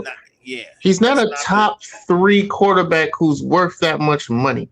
I don't give a damn what the market is. Average salary. You're not the market. He doesn't have a market arm. Yeah, he would have to have a top 3 quarterback performance year, bro. He would have to be in conversation for MVP. The average salary for an NFL starting quarterback is well above $50 million, according to Cool. He's a journeyman that we only gave 1 year to, so that means we're not trying to invest $50 million into him. It's $1.8 million this year. $10 million next year. I hear that, but this is my problem. This is my problem. And this is the issue that the Raiders constantly have. Then what the hell was the plan in bringing him here to begin with if you're not going to invest in him if he does do good? You have to anticipate that. He's a bridge. He's a bridge quarterback. It takes 2 years to bridge. There's no 1 or 2 years. It's when Mendoza's ready. Is when it is. He's not ready, and you've seen that the first game. He makes mistakes as a rookie. He's going to make mistakes as a rookie, and he's not going to. But if he's ready, he would get number 1 reps. He's not getting the reps to build and grow. He's gotten some number 1 reps. Not for him to progress and be ready for next year. Well, because that's not the plan. The plan isn't this year. So then, what was the plan to begin with? The plan was to draft Fernando Mendoza overall and let him learn Clint Kubiak and grow, but he's not growing. He's going to be growing with 2. How can he say that? It's only been 1 week of preseason. We don't know yet. Right. If 2.5 quarters. Okay, you have to grow with the ones, and he's not going to get 1 reps. He's getting 2 reps. That's why he Cousins is our starter. Okay, so then you're setting him back, but it didn't give him the reps. If we're only investing in Kirk Cousins for a year just to pay him $1 million, that's wasting time for me. I'm just going to invest in him. But look, from our reports, he is getting the reps in practice. And Fernando Mendoza never. So then, why do we pay Kirk Cousins anything? We don't want to throw our number one pick and our senior investment out to the Wolves just yet. Okay. So if Kirk Cousins starts to win, that now pushes his timetable back because now you have to invest $50 million in him. What was the plan? The timetable's not moved back. It's like either A, you start him, B, you don't start him. Maybe week after the bye week in week 13 or next year. Kirk Cousins is going to be gone no matter what, guys. I'm sorry. He's going to be gone, and we're going to re-sign AOC 12 to probably a 2-year, $8 million per contract as a backup. Not re-signing AOC. So I'm saying, hold on, let me respond to that. Out of here. So if he wins 8 wins, like Afakasi says, with a team that you're growing with, you have to invest in him. What up, the truth? Because if he's winning 8 wins with no wide receivers and just a tight end or 2 tight ends, and the second year running back, 8 wins, bro. That's not gonna happen. It's very possible, actually. They're gonna get. It's not wins, impossible. Well, shit, if my aunt can go become my uncle tomorrow, that's not impossible neither. We can go 3-0 out the gate. This team can actually go 3-0 out the gate. New England. My point this whole time smoking. My point this whole time with this debate, JT, is that the only way Kirk Cousins is going to see that big money next year is if he's winning and winning a lot. Okay, that's all I was trying to say. And I asked, what was winning? What was winning?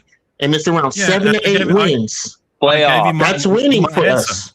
But I can go with Dirty's answer, like a playoff or a playoff win. Hey, if we get there, I don't believe we're going to get there. But if it does happen by hook or crook, somehow, some way, he balls out of his mind, and we get there, and we win a playoff game. Then you know what? Like, I'm not going to be complaining. Like, winning is winning, and the price is the price. But hold on. If Kirk Cousins is in the conversation for league MVP, he has a valid case to ask for the money that is required.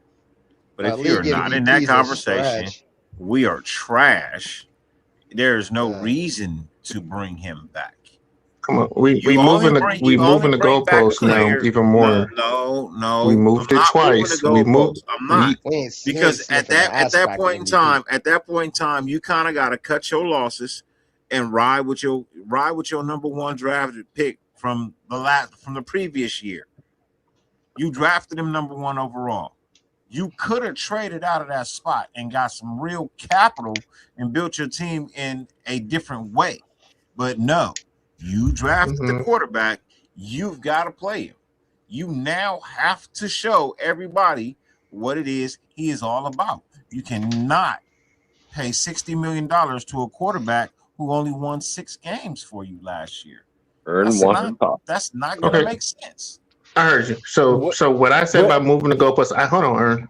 Let me respond to that, and then you can go and I'll respond to you. I initially said, what is winning? Majority of us said Afakasi's 7 to 8, it'd be considered winning. No, then yes, y'all did. You said, and most people was like, yeah, I can see that. I didn't say 7. You said 8. You said 8. 7 to 8. 8 or more. 8 or more wins, and he's playing well. That was my bare minimum. Okay. So if he wins 8, then Dirty said 10 or a playoff win. Okay. Yeah. That I'm saying so it's not concrete. Some people might feel 7 is winning, 8 is winning, and you have to invest in that. So is the front office. So if you're investing in Kirk Cousins at that point, that's at least 2 years. If I'm paying you 50, I got to give you at least 2 years to see if that works. That makes Fernando in year 3 before he's going to see the field. Do you understand that now? I understand that, JT, but if we're winning at quarterback, sorry, Westside, I know you want to get in. So if we're winning, he's not seeing the field for 3 years. Quarterback, I don't care, but like the only way I see him getting that money is if he's winning. If he's not winning, we're just going to cut bait with him, just like we did with all these other journeyman quarterbacks. Yes, sorry, and my point of contention is what is considered winning, because it's not going to be a playoff win. What I would want to consider winning is what Dirty said, a playoff win, a possible bye. But that's winning to me. Yes, For but that's a $60 million playoff. next year. That's what I need this year. If he can take this roster to the playoffs, you invest in him for 2 years and you increase the team. You're no longer a Fernando team in waiting. It's Kirk Cousins' team. I don't care who's at the front of the team as long as we're winning. Sorry, Wes, go ahead. You do if you draft a quarterback at number one. Listen. You do. Let's just say. You're gonna turn to the Cleveland Browns at this point. All right, hold on. Look, let's just say best case scenario, right? Kirk Cousins comes in and balls out, right? Then okay, say he wins a playoff game. Then you keep him for another couple years, right? You sign him for another year. What's wrong with having a Brett Favre, Aaron Rodgers type situation? What's wrong with that? What's wrong with that? What happened in Green Bay? You now have to.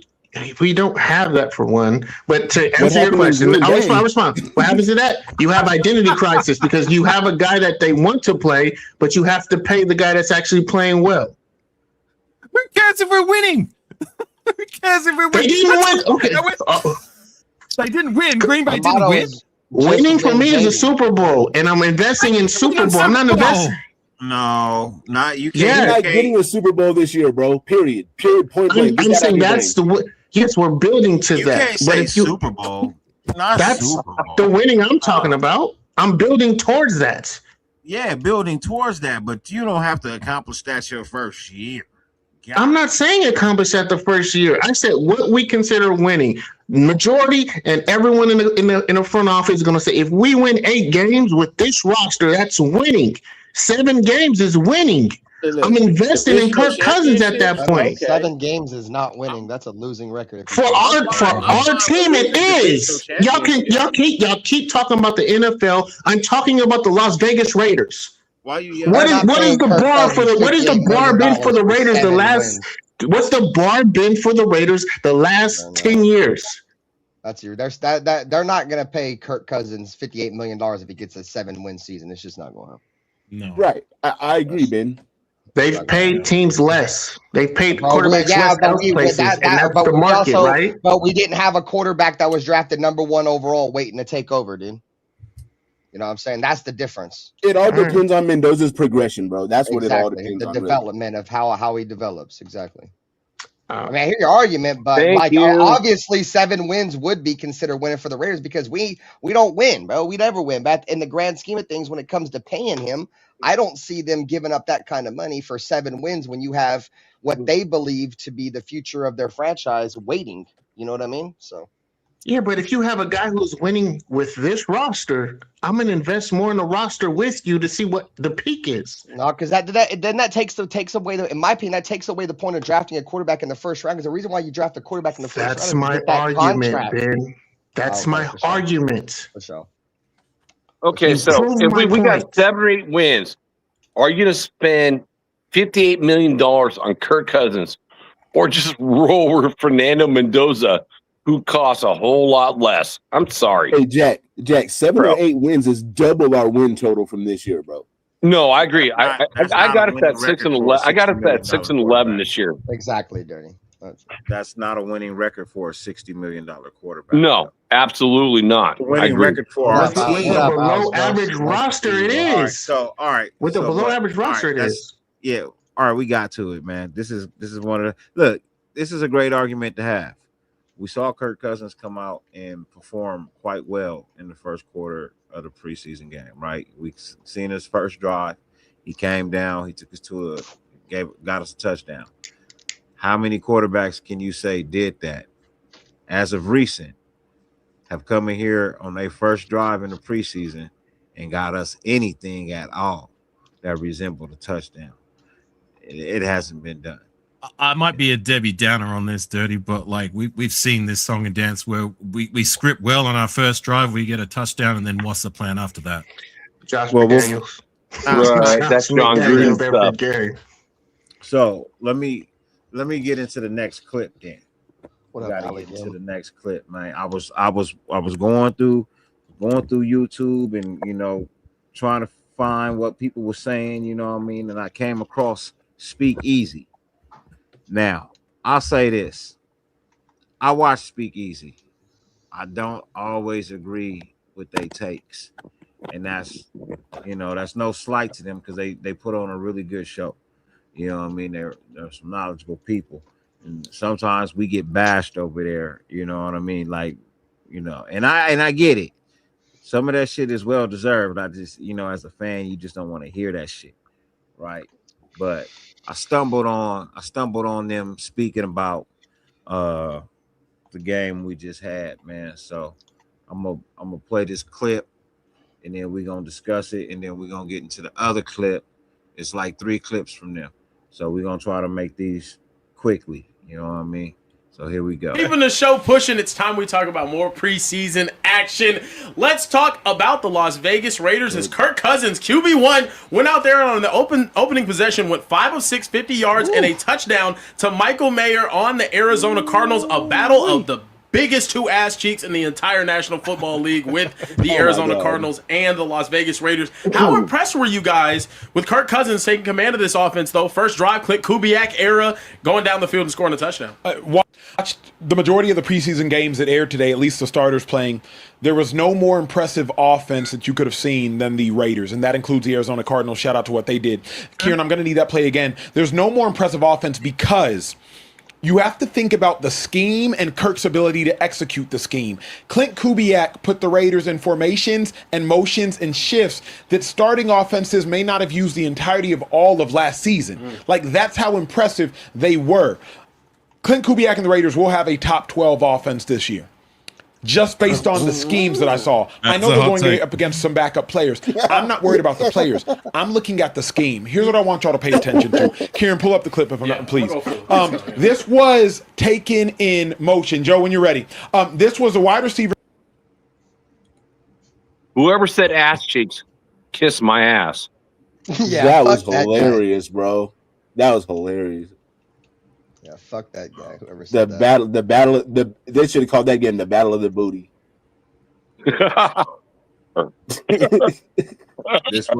This is clip 2. So we gonna let him continue. Goes down in motion. Look at the miscommunication. Kieran, pause it. Look at the 2 individuals guarding number 1 right there. Kieran's cursor is over it. Those 2 individuals guarding number 1 is what made this play come wide open. Kieran, take it to the top. The reason this occurs is because number 1 goes down in motion. The Arizona Cardinals players do not communicate. It is 4-on-3. The white inside linebacker, the dude standing at like the 11, the dude for the Cardinals with the red gloves, and then number 2 on the outside. It is those 4 individuals trying to sort out the 3 individuals. Number 1, Meyer, and then the dude on the point. This is a true bust, though, because somebody should be in the flats right now. It's a complete busted coverage, but busted coverages happen because of pre-snap motion and because of good execution. It's either the safety or that backer. This is a Kirk thing. I think it's a safety. This is a Kirk thing, and this is a great job by Kubiak. So this is why I think you should be a believer in Clint Kubiak.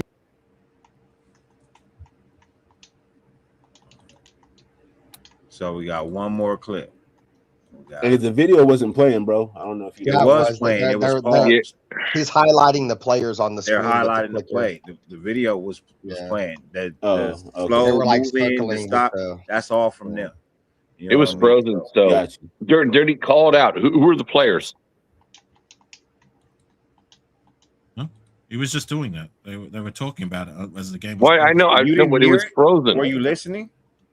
I'm listening too. It's frozen. And I didn't hear anything. It wasn't frozen. It was paused because they were I love you, highlighting players. You motherfuckers. They were showing us the players on the screen. That's why it was frozen. It wasn't frozen. That was the actual video. They were speaking and highlighting the players with the mouse. You didn't catch that? No, bro. I mean, he is on his phone though, so it's probably hard. Oh, yeah, you're on your phone, so it's kind of small. Yeah, my bad. It's probably really small for him. So here's that last clip. You are believing in Clint Kubiak, actually. I am. But the Raiders offense, y'all, I'm telling you, this Raiders offense is going to be special. It ain't the safety. It's the backer. Should have pushed through? No, because if you look at it, number 2 runs with number 1. The corner is running with the receiver. Yep. The safety is guarding the tight end, or I believe that may have been a receiver, but the tight end on the end man line of scrimmage. Hold on. Meyer goes to the flats. That backer. Everybody looks locked. Yeah. Look, everybody's locked. And so now the where you see 3rd and 3, that backer should be running to the flats with Meyer. Let it run. This yes, he should be running to the flats. No, bruh. He's passing it off as soon as they snap the ball. We're wrong. Red Gloves has him. Look, they're locked. The dude, I wish I could point up and demonstrate. Red Gloves has Meyer. So they're doing point combo. Who's guarding the guy, the point guy? Who's guarding the point? The dude right there. The dude with that dude. That dude has point. So then they both guard the wrong guy. Hey, can we pause it? That dude has speakeasy. Hey, so look, you know what's cool about all that is that these dudes are NFL players. That Kubiak is so good at scheming shit open. These dudes don't even know who the fuck Kubiak is getting a matchup on right now, bro. Exactly, bro. I was just getting ready to say, people are gonna ask me why am I showing this clip, bro? Because look, you got professionals, you got professional players sitting here arguing about who was supposed to cover who, bro. Can I ask Dirty? Who are they? The players who are talking on the panel. That's Acho and who's Gonzaga arguing. TJ, who's your mama, and Sam Acho. Raider legend TJ, who's your mama, by the way. TJ, so who's and who are the other 3 guys? Acho. It's Sam Acho and TJ Houshmandzadeh. Yeah, right now. And there's other 2 guys. Are they? Shady McCoy is well? also on this show too. It's called Speakeasy. McCoy. Okay. Yeah, Shady McCoy is on this. So these are the guys with credentials who played the game at the highest level. Okay, I got you. Yeah, that's the point we were making. Yeah. Right. Yeah, no, these guys don't suck, bro. They don't suck. Like I like these dudes, bro. They do a great show. But I mean, TJ Hoosier was one of the best wide receivers of his time, bro. He was underrated as fuck sitting behind Chad Johnson. Everybody talked about Ocho Cinco, but nobody talked about who's your mama. You feel me? And Ben, I agree with you. That team that they had when they had Houshmandzadeh, over there in the Bengals, that was a problem. Yeah, it's just was good for the Raiders too. Wasn't Terrell Owens on that team as well? Owens at one point, yeah. Terrell Owens was on that team. That's when Carson Palmer was in his heyday. Yeah. Before we got him. Watching the dude. They're doing what we call point combo. Point means, hey, I'm locking the point guy. The other 2, we should combo it. Number 2 and the red gloves should take care of number 2 and the red gloves. Hey. So, yeah, man, look, it's causing confusion on people who are watching replays. So imagine the confusion it is causing in real life. It's a good point. In real time. You know what I mean? If it's causing that much confusion in a replay, you can only imagine how much confusion it's creating in real time. And I like bold takes. Yeah, exactly. Off of cost. These guys, I mean, Who's Your Mama was a Pro Bowler. Sam Acho, he wasn't great. I would definitely say he's probably the bottom tier when it comes to him. But they still played at the highest level. That's more credentials than any of us have. He played NFL ball. You know what I mean? He was better in Texas. NFL. Yeah. So, he was more journeyman backup, but TJ. He did have one good year though. He did have one. But look, the fact that we all know his name, like as soon as we heard Sam Acho, we knew he was an NFL player, says something.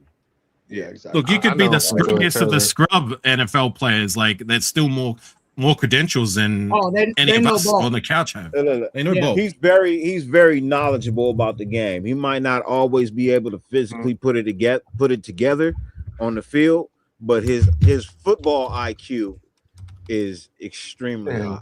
And you got, even though I don't agree with everything he says, I will give him the credit that his football IQ is extremely high. He knows what he's talking about. I think it's more of them critiquing the Cardinals' lack of defense than the scheme itself. Oh, yeah, here They're talking about the Cardinals. He's not talking about the scheme. Yeah, because the Cardinals are lost based off of that's the Kubiak's main scheme. thing he's talking about is the scheme. Were you not listening? Which is why they're out of place. They're not guarding the right people, and it's more of them being out of place and they're critiquing because of the motion. Because of the motions and the scheme of the offense. caught them off guard, that was the whole and part they of the didn't video. pass off players that they were supposed to pass off because of the scheme. So they just even made that argument, bro. Hey, you're locked on to here. The number one guy who was supposed to come down and get the outside guy, he got screened. If you pay attention to the play, Jack Besh, he runs right over the top of where Bowers cuts in at. And when he runs right over the top of that route, he kind of runs across the body of the safety that's coming down. It's schemed that way. I get that, but it's also the whole point of why they said the bad of the bad. That's the whole reason why they said that to begin with. You just want to take. So you want to take the I'm not sunshine taking. and put I it heard behind what the was said. clouds, man. I'm You just wanna taking take what the they said. sunshine and put it behind the clouds, man. You got professional players saying this scheme of the offense is a difficult one. It's going to be hard to defend. And here you want to go and say, well, it's really on the Cardinals because they can't. But there's going to be a lot of defenses that can't defend it because that's what the dudes just said. So why we can't just leave it that the Raiders have a good offensive scheme and fuck if who cares if Arizona has a bad defensive scheme, because it really isn't that bad of a defense that they have over there. They just got out schemed in the first drive. So when they went against our backups, yeah, they was being able to stop everything. But our starters, it caused confusion. So, man, just let it ride with the fact because it was only one drive. Yeah, I heard the misdirection, but we also heard what they said to start off everything. We're just Man, gonna don't dismiss nobody that? care about them calling us shit, bro. The Raiders were shit because of Pete Carroll last year. Terrible now who's quarterback cherry play. picking? This is a completely different team. I mean, the Cardinals are shit, bro. For What's up, sure, bro? they're shit. They ain't got no goddamn talent. Yeah, just the scheme is gonna be the scheme. I get it. There's gonna be misdirection. I'm just taking for what they said. What's up, brother? Man, with Raiders scheme, it's like, Washington. That kid is looking really impressive. So it's like, how many more carries do you expect him to get with Genty in the backfield? It's like I like what he brings. Like he's a big player. And y'all gonna make me really sound like an asshole tonight, aren't y'all, man? Ladies and gentlemen, if y'all don't know who that is at the bottom of the screen, that's Raider Ruckus. If y'all ain't seen him in a minute. Salute, Rod. Yo, happy birthday, brother.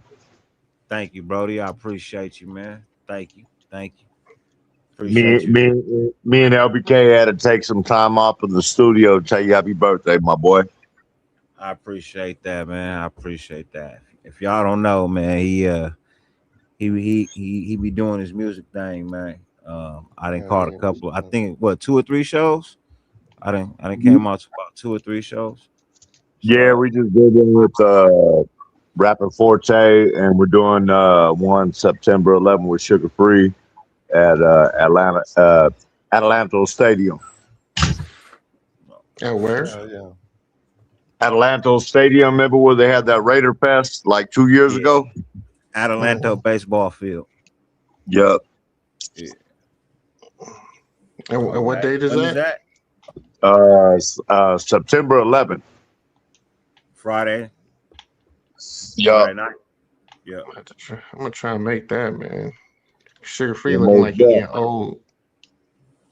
And Davey, don't get it twisted, brother. I got you that lifetime membership in Apple Valley, my boy. Yes, sir. Yeah.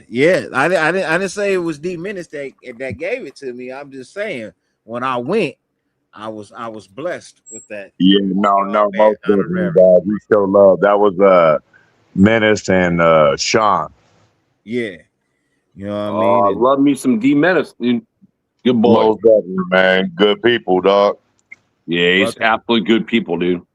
Hey, they One of my closed boys. that shit down on us, brother. We were doing rap shows. I just did a show with Rapping Forte, DJ Quick, Lighter Shade of Brown, and they closed that bar down, bro. They got like new ownership. They ain't a bar no more. Well, we got a new place to watch. They got to find a new place to watch the game. Yeah, no, we looking for one, bro. We looking at like Gators and different places, but they shut that shit down. What state, bro? What's that? What state? California. California. You see? Okay, you're C-Town like me, dude. I'm NorCal. You? We in Southside. He down here by me. He in San Bernardino County. You up in Northern Cali by my family. My family up in like Turlock, Modesto. Yeah, I live in Stockton, bro. Yeah, that's close to Bend. Yup. Central Cali. Yeah, Jack Ken is up in Sacramento. Hey, man. But what are you guys tripping on the Raiders, bro? Like, we're fucking straight right now, dude. Like, I don't know why you guys are tripping. I hope so. He looked at the camera like, why the fuck everybody laughing at me? Oh my god. That was hella funny, bro. I left the studio and I'm driving to the liquor store listening to you motherfuckers talk. And I'm like, dog, what the fuck are you tripping on powers for? Like, bro, did y'all not see Fernando walk in there like a veteran, bro? He was. Oh, I did see that. Shout out to Dude, Fernando ain't did it. Like he's been there his whole life. Like, we're good, bro. We didn't I'm excited. I'm excited. Straight with this shit. And our running backs, forget about it. He looked like he know how to play quarterback. What He about don't look like he's them ready to play quarterback. Hey, what about them all-star wide receivers out there? Bruh, I was a quarterback and went through high school and college. And my homeboy, we up in the studio with fucking Block Boy Society, and they're like, hey, man, that dude knows what he's doing. I'm like, bro, watch his head. His head's on a pivot. His feet are set. He knows exactly what the fuck he's doing. We're good, bro.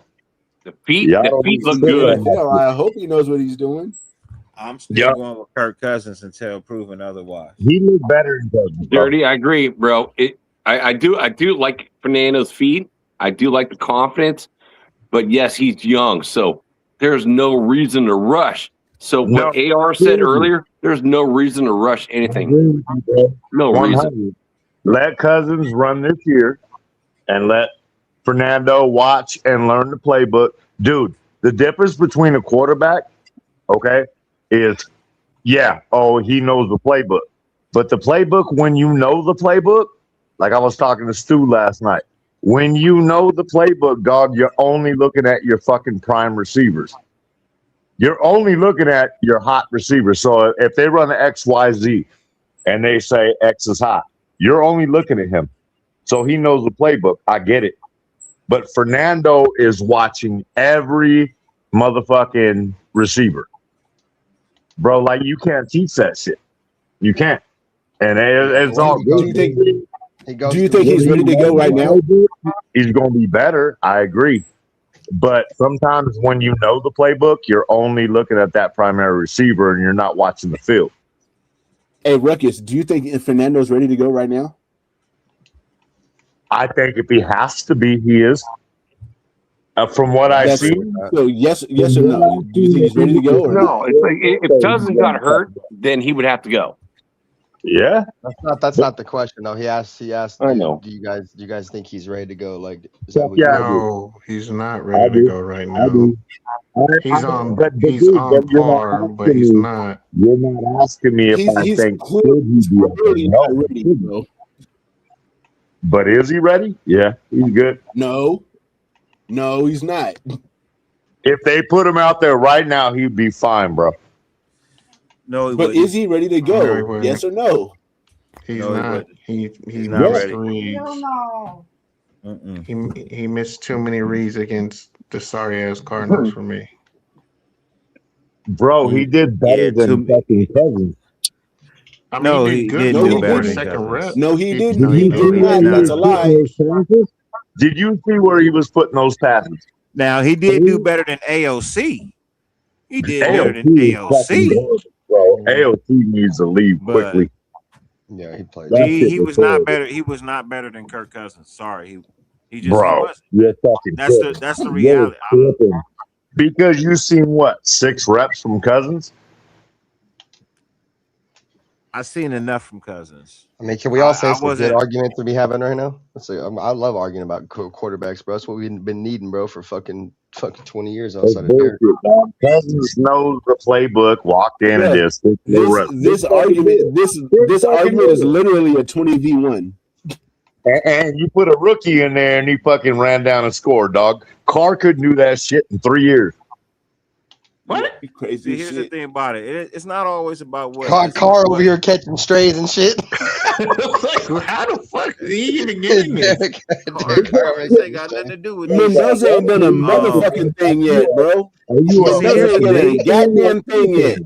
Here's the thing. We pay the Raiders pay Clint Kubiak a ton of money to run and develop the team the way he wants to.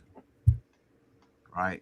He's going to develop the talent on this roster the way he intends. As he should. Regardless of whatever we say or whatever we think. But the reality of the situation is, no matter what you argue, Kirk Cousins is going to start until proven otherwise. But I agree with you. I think he should. Agreed. I think he should, bro. That's what I'm telling you. I think he should. No reason in the world, aside from Kirk Cousins getting hurt, that Mendoza should be rushed out onto the field because, like I said, AOC's game was atrocious.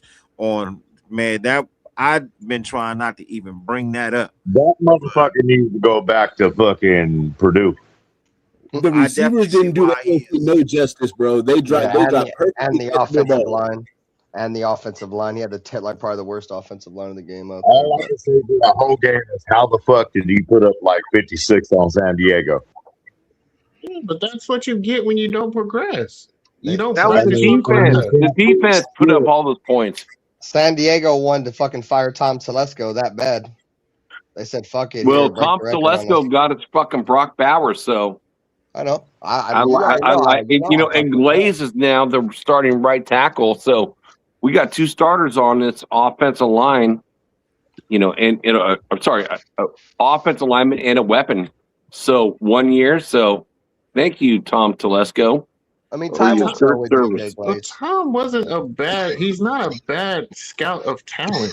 That's why he's a GM. He's not. He always was able to get talent where he was at. He just couldn't get the right.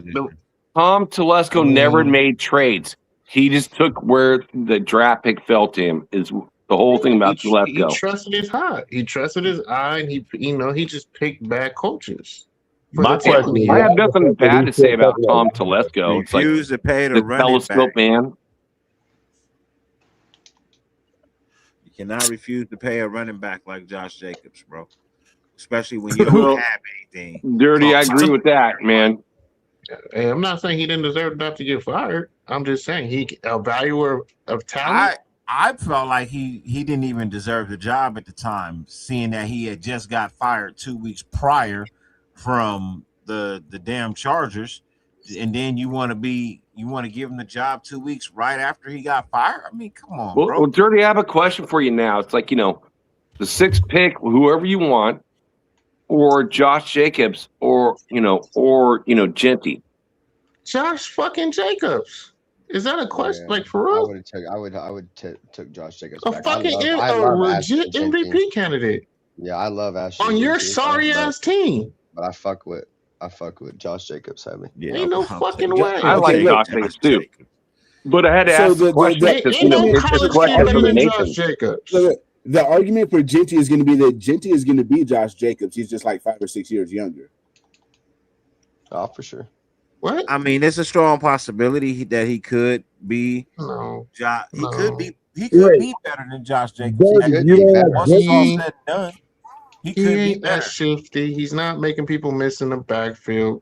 He's a no. It's been he's one not. season. Well, It's that too was the early to offensive tell. He made line, dude. That he made offensive line was he made bad. most You can't tackles. say He that made the because most Josh tackles. Jacobs Is had the Ashton same going He to size. be most able the to do most what tackles coming out JJ of. did with that offensive line? Is he producing with that offensive line like that? I don't No, know if he's Josh not. Jacobs I said ever he's played with an gonna be. offensive line He's that gonna bad, be bro. Josh Jacobs. That's a He's historically bad Yeah, Josh offensive line Josh that was on Jacobs the has field for the played. Raiders. He has played He's behind a only line in that his bad. sophomore season, bro. Not that bad. Not in my opinion. I ain't Right. never seen an offensive line that bad. No, that might have been our That was worst the worst offensive line I've but ever seen since And he was going to 1974. lead the lead in rushing if he wasn't benched. Hang That's on, the Dirty. thing. You don't like Genty? hang on, JT. Just to that point, like You don't like Genty, bro? hang on. I'm not saying I Hold don't on, like hold on. Gentry. I'm comparing him to Jacobs. Wait. Well, Jacobs is a different back, bro. My Hang on. point. But Remember Genty's Josh. the shit. Hold on. And Washington, bro. God damn, bro. You got to be Ruckus, good. hold on. Let AR talk. Please. AR speak real quick. Go ahead. Remember Josh Jacobs' final year as a Raider. After we were supposed to give him the contract and we didn't. Okay. We re-signed him to what was it? What do you call it? We franchise tagged him or something like that. Yeah. That year, remember, like our offensive line that year was not as terrible as last year, but it was pretty terrible. I remember that Bills game specifically was one of the worst offensive line performances I'd ever seen. I remember Dirty remarked specifically that was the worst offensive line play he'd ever seen, the live we did after that said game.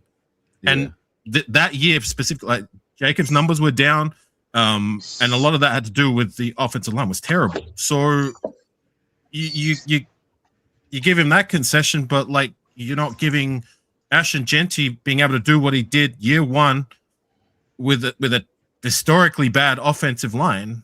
Like what? You already given up on him in one season? Who said I gave up on him? I'm comparing him to Josh Jacobs. Like, what are we talking about? Yeah, but that's what I'm saying, and I'm comparing that to Josh Jacobs year 5. He was running behind an historically terrible line, and we saw what he did. He wasn't able to do the things he was able to do when he was in his rookie record. to the best running back in the league. Well, that's even more to the point. He's not as. Come on, man! Like, are we serious? We're basing off of one season. Josh Jacobs was doing it for 5. Well, guy, I would say this. 5. Wait. He did it for 5. We're talking about one. Hold on. And I don't think it was that historically bad as everyone's saying. We were just a bad overall team. On top of Wait. Let me just say this. The Raiders' offensive line is one of the worst offensive lines I've ever seen Hit the pause since the button. 70s. Hell nah, you gotta be kidding. Am I kidding, Ern? That was one of the worst offensive lines I've ever seen. That was the worst. No, Jack. offensive I'm saying you got to be kidding because Dirty said everybody be quiet, and then he Right, the host just paused Sorry, the show. Dirty. Like the host. I'm wearing a Josh Jacobs jersey, and Genty is going to run all over his record, bro. All right, so hope so. That might be a stretch, bro. That might Look, be listen, stop. God damn it, stop. You see the line he had last year? It's fucking pathetic. All right, we're gonna start throwing motherfuckers backstage. Fucking yard. Are you fucking kidding me? All right, so as I'm gonna start muting microphones, man. When I ask you to stop, I just want you to pause for a second. Sorry, listen bro. to the host. All right, just pause for a second and listen to the host. All right, so look, didn't Josh Jacobs have to start somewhere, right? Everybody has to. You can't knock a man because of what he did in his rookie year. It's his freaking rookie year, bro. He was only 15. He was only 15 yards short of rushing for 1,000 in his rookie year behind an awful, the worst offensive line we've ever had, bro. And he almost reached 1,000. That's you gonna tell me that's a bad thing right there? No. It's not a bad thing, bro. That's actually a really good thing. And can I compare him to Josh Jacobs? Yes, the fuck I can compare him to Josh Jacobs. Why? Because that's how Josh Jacobs started his career as well, falling just short of 1,000 yards. No, he actually went over. He went over. Josh Jacobs had 13 games, 1,100 yards in his rookie season. Okay. 13 games. 13 Josh games, Jacobs. 700 yards, right? Behind a good offensive line. Right? Behind a He's good gonna offensive smash line. on Josh's record, bro. Behind a good offensive line. Ashton Gency had 985 yards behind the worst offensive line the Raiders have ever had. A historically bad Raiders offensive line. Agreed. And my point before, what I was trying to bring up is that when Josh Jacobs was tasked to do the same behind What's a your point? god awful offensive line, his final year as a Raider, he wasn't able to do much of anything either. That's what I was trying to say before. What's your point? 7-9 in that year, y'all. Genty's better. 7-9 in 2019. We didn't have that good of a line. The point is when you say could Ashton Gency quite possibly be on the level of a Josh Jacobs, or could he quite possibly be better than Josh Jacobs? You cannot sit and tell me that is not a comparison that I can make, because I think it's a fair comparison. You're talking about two completely different rookie years, and if you actually average it out and break it down, you get damn near similar production. Because in all honesty and in all fairness, we're only speaking on the 985 yards that he had rushing. We're not even adding in the 300-400 yards he had receiving, putting him over 1,000 yards as a running back. If you total them together, it was like 1,300 total all-purpose yards for a yes, rookie. 1,300. Impressive. That's what I'm saying. That badass offensive line. Yeah. So when you look at it in its totality, bro, you still mad Jacobs left? I'm not mad that Jacobs left as much as I am mad that we even gave Telesco the job in the first place. Hey, we don't ever keep the talent we have, bro. That's our history. I'm mad that Jacobs left. I ain't gonna lie. I'm mad that he left. I'm more mad that we gave Telesco the job in the first place. No, I was sad that Jacobs left, dude. Sitting out there with Max in the parking lot, shit. They gave away that to happen, motherfucker, bro, and everybody like, oh well, ain't nothing happened. Bullshit. He left, bro, and that's just going. I can understand why you left. It's a dollar, right? We all want some bigger money. We all want a bigger paycheck. Shit. Who doesn't want that? Everybody wants to have money to be able to leave for their family. Of course, that's why else would you be playing? You know what I mean? I don't blame Jacobs one bit. I don't blame Jacobs one bit. He didn't leave. He left because he was lied to. That's why he exactly. left. He was lied to. Anybody would have left. It wasn't because he wasn't. I don't hold it against him at all. I hope he leads the league in rushing every year in Green Bay. I don't. Fuck that. Love you, but no, I'd rather have Ashton Gentry lead the league in rushing. Yeah, I hope he ain't wearing silver black no you more. know what I mean, man. You're doing too much. You know what I'm saying. My biggest problem when we moved on from Jacobs is that we moved on with Samir, Amir, and Sincere, and we expected them to be just as good as better, which was ridiculous. If it ain't Raiders, man, fuck it. Guys, I'm not arguing with Samir no more. Yeah, please don't. I'm just not. I gotta give him a chance. Like I said, he had potential. I'm done with fucking potential as a Raider. I'm done with it. This shit that's what Fernando Mendoza is right now. He's potential. He's more than potential. Stop. He's more than potential. No, if he hasn't done anything yet, and it's all like what he's gonna do, then he's all potential right now. Okay. Yes, I get what you're saying, but he can show more if he was the number one. He can run the offense. Is it going to be effective? Probably not. Bro, what is your beef with Fernando? Like, motherfucker did great. What are you tripping on? No, that everybody's riding him so hard and he hasn't done anything. Stop getting your hopes all up and then getting disappointed. You guys do this shit to yourselves every year. Motherfucker, we're Raiders fans. We used to being disappointed. You finally got a number one draft pick and bitching about it. Like, when you be happy. We're not bitching about it. Wait. I think, can you be cautious? I'm just telling the truth and keeping it real and trying to keep everybody level-headed. Let me ask you a question. So we got a number one pick. What is your point? Why do you want to rush him out there so fast? What's the point of rushing him out there right now? Nobody does. Nobody does, bro. So why do you want to see him start right now and just throw him out there? I I want to see him start in preseason. I'm not asking for regular season. I just want to see him. I want to see him start in the preseason to develop. You know what I mean? I want to see him start now. Like I want to see him get some run with the ones. You know what I mean? In preseason. You know what I mean? Give me something to look at.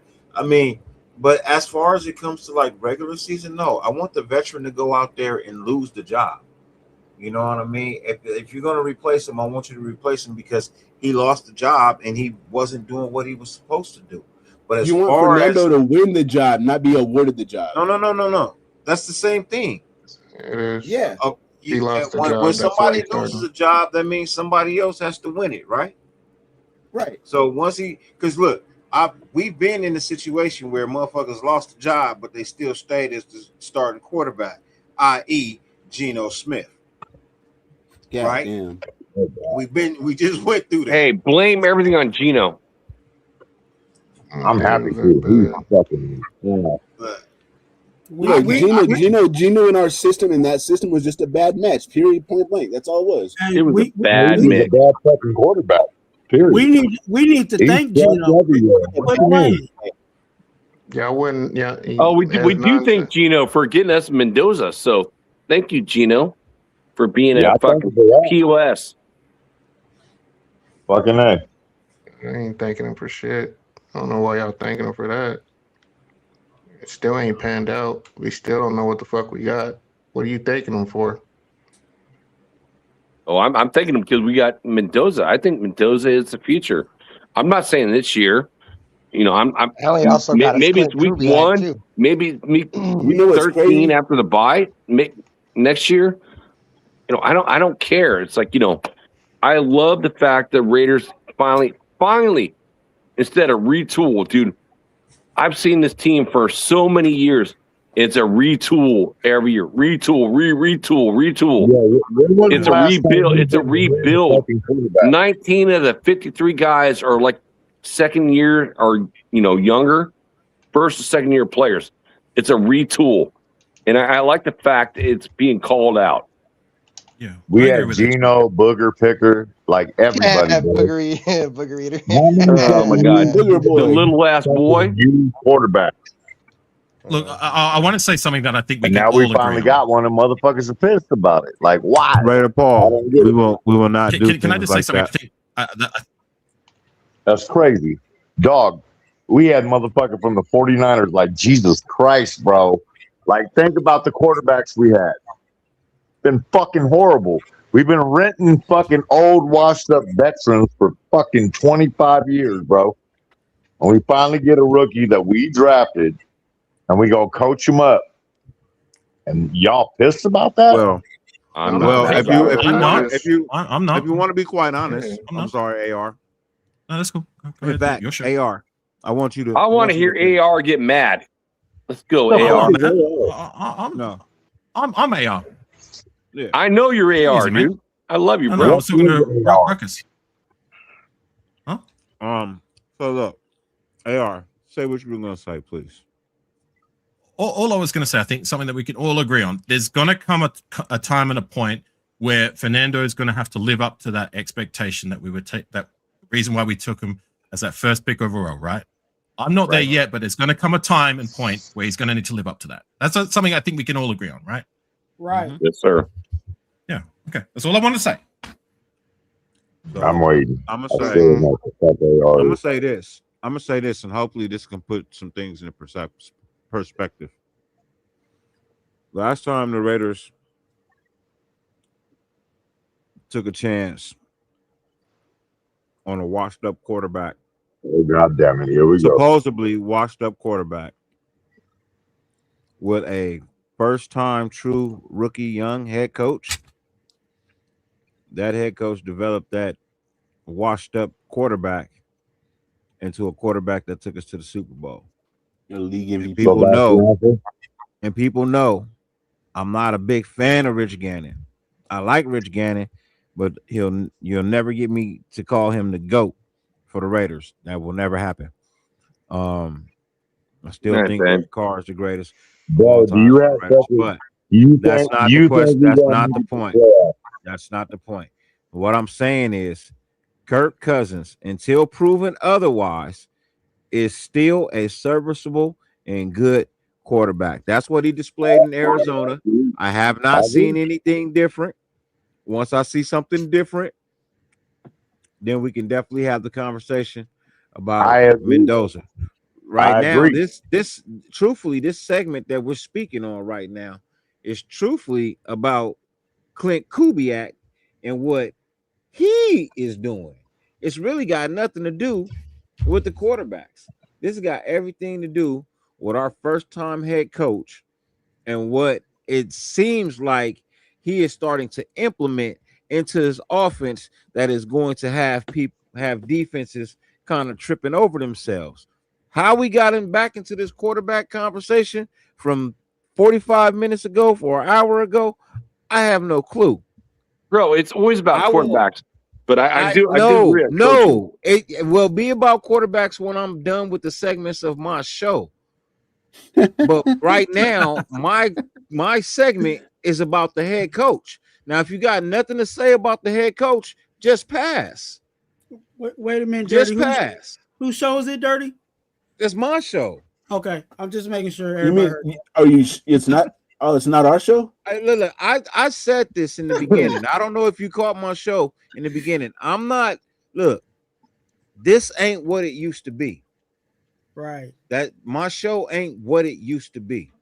I'm trying to be really more professional about how I deliver.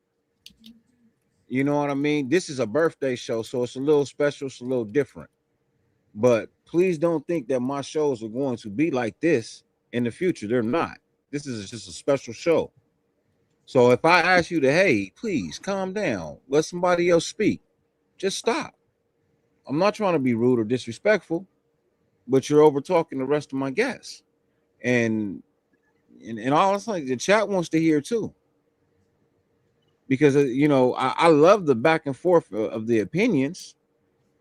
One of the things I just always ask is, hey, respect my show, man. If I say, hey, slow down, stop for a second, just stop for a second, please. And please don't take it as disrespectful. It's just I want to be a little bit more professional. And I put time into every single show backstage. I don't just come out here with nothing to talk about anymore. I used to just do freestyle shows. I now script my shows. So I have a script and I want to stick to my script. And right now the script is, what do you feel about what our head coach is bringing to the NFL? Because obviously right now it's confusing defenses. From what we've seen, it's a little confused for some defenses out there. That's all. Hey, You got an Dirty. opinion about that? Cool. If not, we'll skip you and come back to you when we get to another segment that you got an opinion on. I think that all sounds great, everything, but Happy like birthday, bro. the Cardinals are out there playing vanilla defense, and we're out there running complex offense. And I just want to see how that's going to pan out and everything when the defenses are actually running their complex, actual game day defenses when the bullets start flying for real. So I don't put too much stock into that preseason what we just saw. Do you think we were running our game day offense? I mean, if we're out there running stuff to confuse the defense, and the defense is confusing everything, then I mean, I would have to assume so. I think he was just trying things out, and it was just confusing them. So Kubiak is just the Einstein of football, where every play that he runs confuses everybody. No, what does Seattle do last year in the preseason? I mean, that's the word a little bit. 0-3. It could be the first step of whatever expansive playbook that Kubiak has. It might be just the one, you know what I'm saying, the Kubiak 101 of his offense, and in the schematic part of it. I think personally, that's why I'm not as much as I would love to really have a number one wide receiver, I think our schematics is just actually going to help us free up some of the wide receivers that we have to again, like we saw in this preseason game, get scheme people open. As much like again, I would love to have a number one wide receiver. I would love to, have that threat in that aspect of things. But I think at this point, I think the scheme is going to have to carry us until we, get to acquiring that piece. I'm there with you, Westside. Like We I have like a what number we one did with receiver. I like what we did with our first drive, but I'm there with you. I want to see that translate to when the live bullets are firing, not just the preseason. So I agree with you.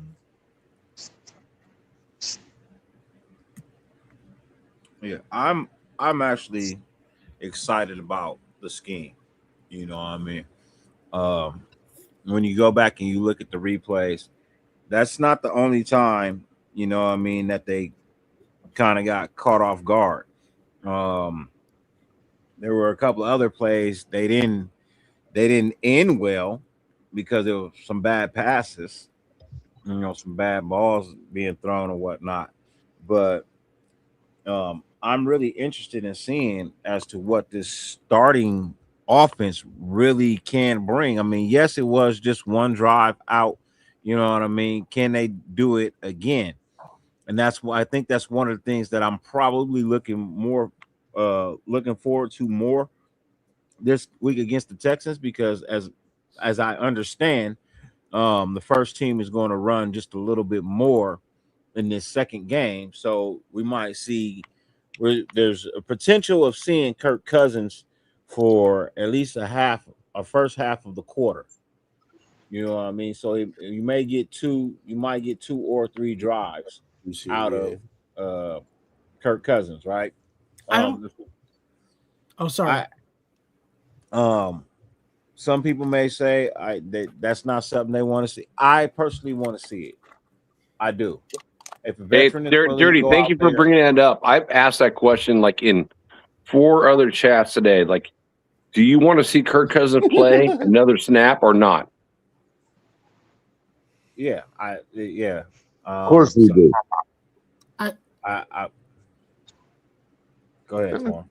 No, Dirty. I'm with you on getting Kirk Cousins snaps, but I don't think that, and this is just my opinion on it, I think that we may not necessarily see Kirk Cousins, get his snaps, because they're going to be doing the joint practice, so they're getting their work in.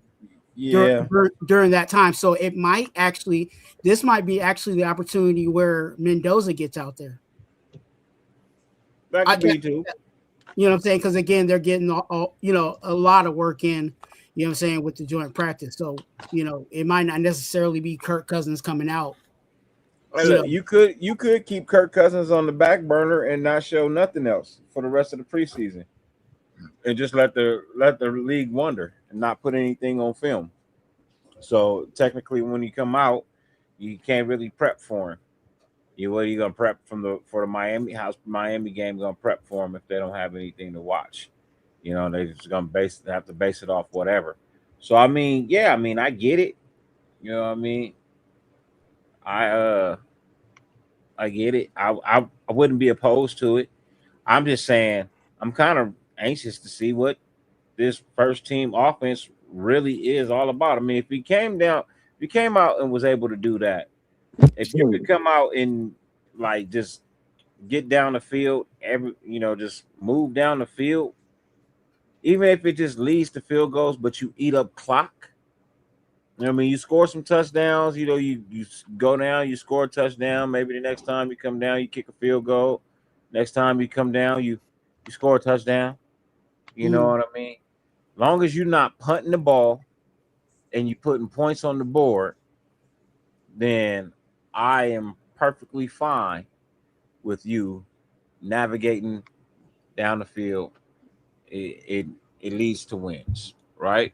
That's what we want to see. So I think we'll. Sorry, you finished here. No, go ahead. No, go ahead. I was just going to say, I think Week 2, we probably will see Kirk Cousins for a series or two, however long it may be. But I think year 3, last game of the preseason, if he sees game time week 2 and it's more of the same as week 1, then I'm good with just sitting him and then just let Mendoza and AOC get the reps. AOC. Yeah. Because we still haven't, you know, and with that being said, we still haven't seen our fourth quarterback. I think I'm done with AOC. Honestly, after last week's display, bro, I think I'm done with AOC, man. Hey, Dirty, let me ask you a question regarding AOC. Do you think that his receivers did him any justice? Like, did they catch all the balls that were catchable? Did his offensive line make any good blocks for him? I don't really think that we should be jumping on the AOC like that. What I seen from him, I seen the ball location on his passes was hitting the receivers right in the hands. They was just dropping it. And I don't see how we can hold him accountable for that. Yeah, his numbers look bad, but did anybody actually watch him? He threw some bad passes too, though. My judgment for AOC wouldn't necessarily be so much the preseason, although that's going to factor into the equation, but more so, I think we already know what we have in AOC. And it's what I keep saying. He's a good enough backup quarterback, which is what we drafted him to be, who can come in and start in a pinch if we need him to and win some games. Do I believe he's a guy that we can build around? No, I don't. I've never felt that way. I don't believe he shows the leadership qualities too that you need at the quarterback position.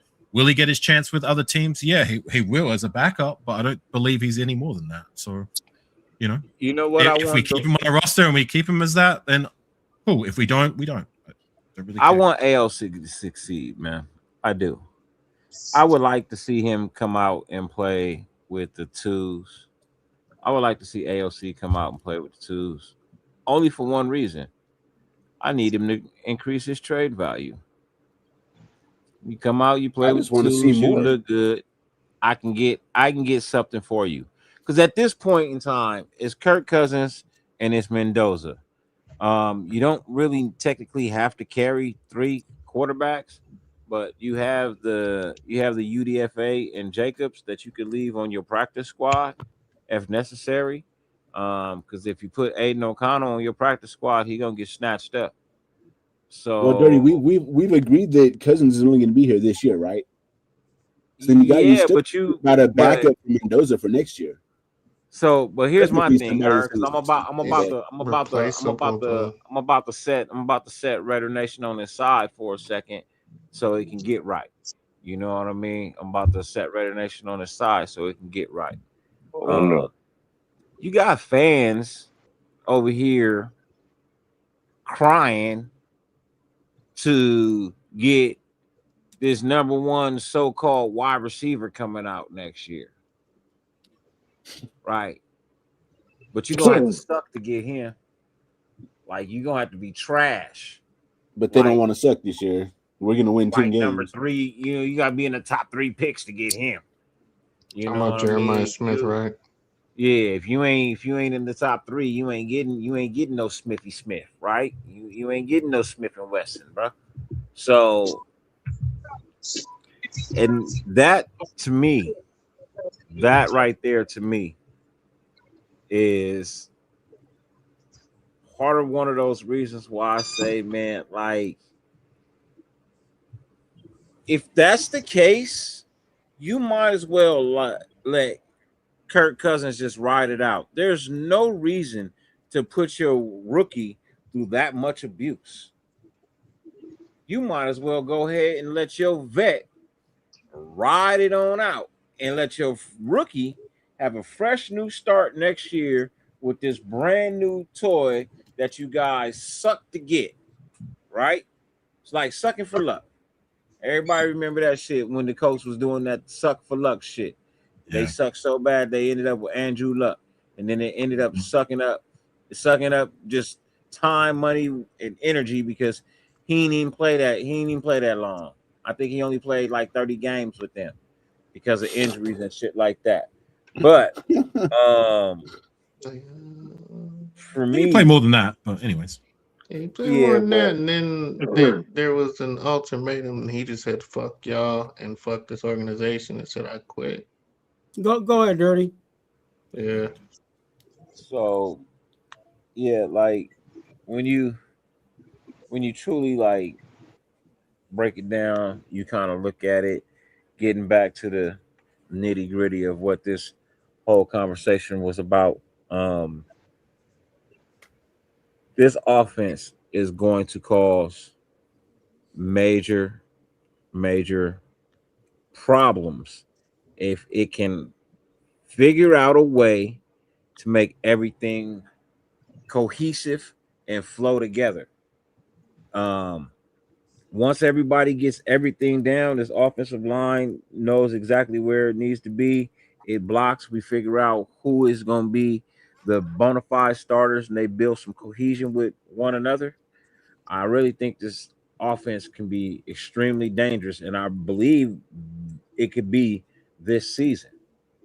I know coming out the gate with no film on it, oh, this offense is going to be something tough. People are going to try and watch like the Seattle Seahawks games from last year and try and get a condensed version of the offense of what it is. But I'm telling you, for me, I feel like Clint Kubiak coming into the Raiders, yeah, it might be similar to whatever he ran last year with Seattle, but The believe personnel me, is different, so of course it's gonna be different. believe me when I say he didn't put a little twist on it now, because now he's fully in charge. He can do what he wants to do. He doesn't have anybody telling him no, he can't Good try point. this. You know what I mean?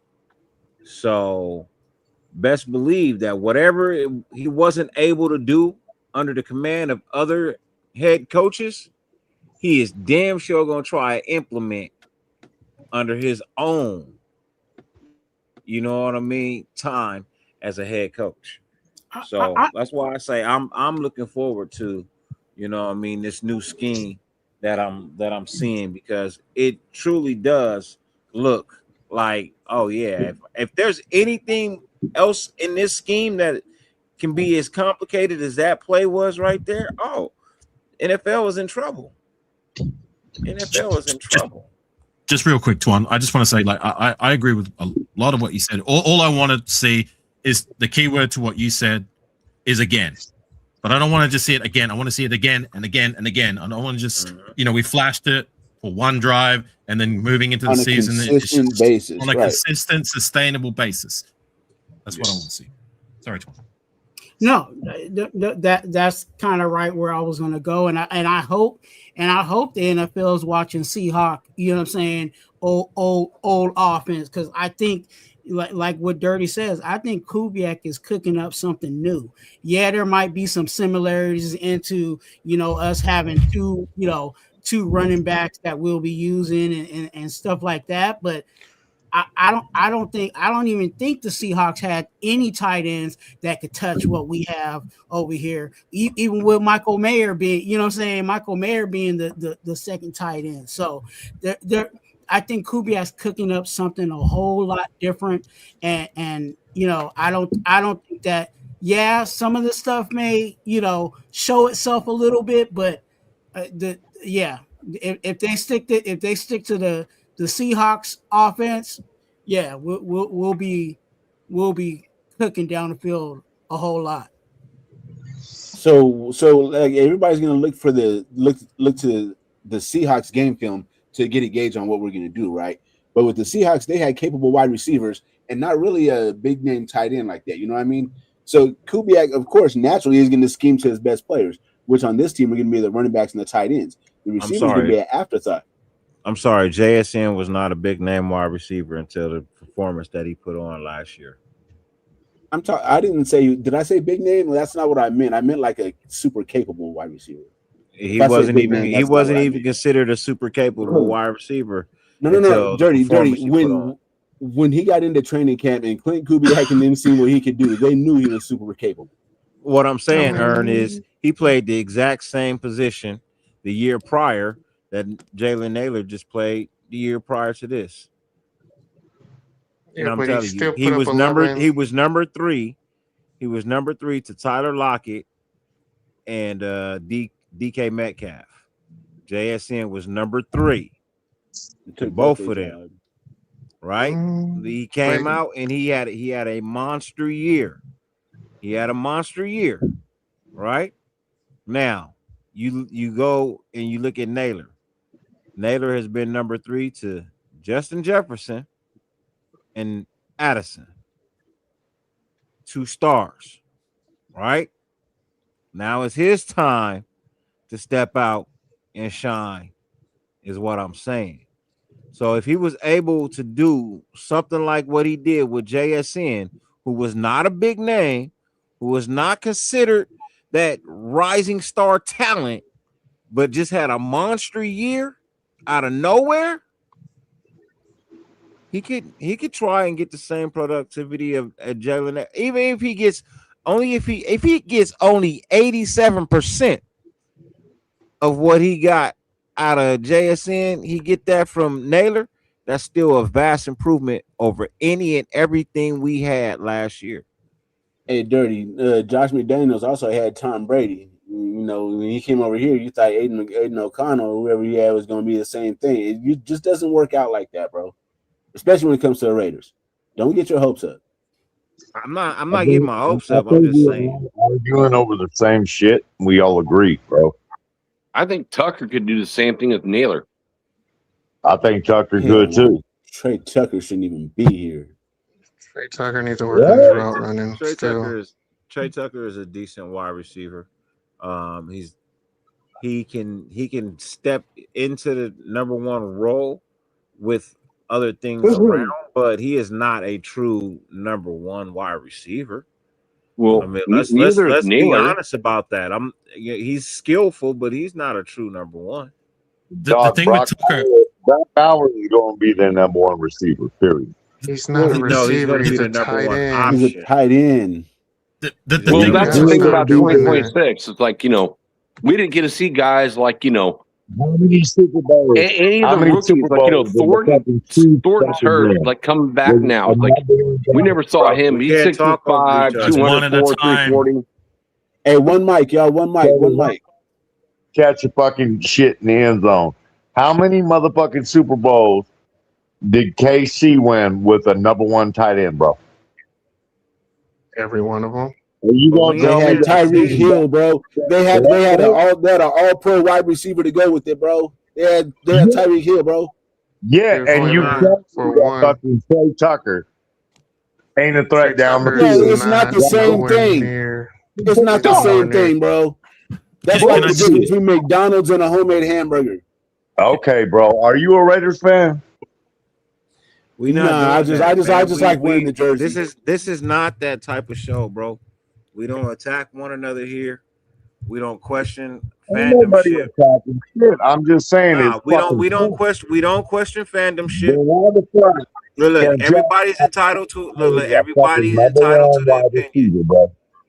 Hey, Dirty, can I say one thing and then I'll leave it alone? But if you want to make it personal, I'm really good at that. Just let me know and I'll see you on social media. And that's all I got to say about that. No, it's not personal. Ern, don't do that, bro. It's not this. We're not doing that. I just said we're not doing that. I don't know who the fuck you talking to, dog. That is my show is drama free, bro. Literally. I am not playing about that. I do not have time for drama. Dirty, I got love for you, brother. I ain't doing that. I appreciate it. What I'm saying is, bro, we don't question nobody's fandom ship here. We don't ask nobody, are you even a Raiders fan? We don't talk that way. Everybody here has their own emotional opinion about the team. All Raider fans. It's not to be questioned. That doesn't give you the right to question or ask him if he's a Raider fan like that. Okay, that's his emotional opinion. I apologize, what I mean? Yeah, that's what I'm asking. Yeah, that's all, bro. I don't want nobody coming on my show asking somebody on my panel if they even a Raider fan when you know they a Raider fan, man. That is really disrespectful. You got to look at it in the eyes of, would you want somebody to do that to you? You would feel truly disrespected by that. It's like, bro, what the fuck you mean? Am I a Raider fan? You know I'm a fucking Raider fan. You know what I mean? So I asked. I got you. I'm just explaining to the rest of the world. I'm explaining to the rest of the world that this is the only time that it shall happen. It shall never happen again because I'm putting it out in the air. I don't like that. I don't like that on other people's shows either. You know what I mean? Let's not do that as a nation, bro. If you know a fan is a fan, bro, don't question it. It's rude. I see Terrence in the chat, dude. Salute Terrence. Yeah, T, my guy, what's good with you, man? Blessings to you. Thank you. Can for I just pulling up, man? get in something just about Trey Tucker? Because that's what we were talking about for a minute now, kind of sidetrack. Just with Trey Tucker specifically, I like Trey Tucker. I like what he does in spots. When he gets the ball in hand, he's good. He does make plays. His speed, you can't question. For what we got as a third round pick, he was probably the best draft investment we've had between 2022 and 2023. When you look at the rest of the draft picks, they didn't amount to nothing.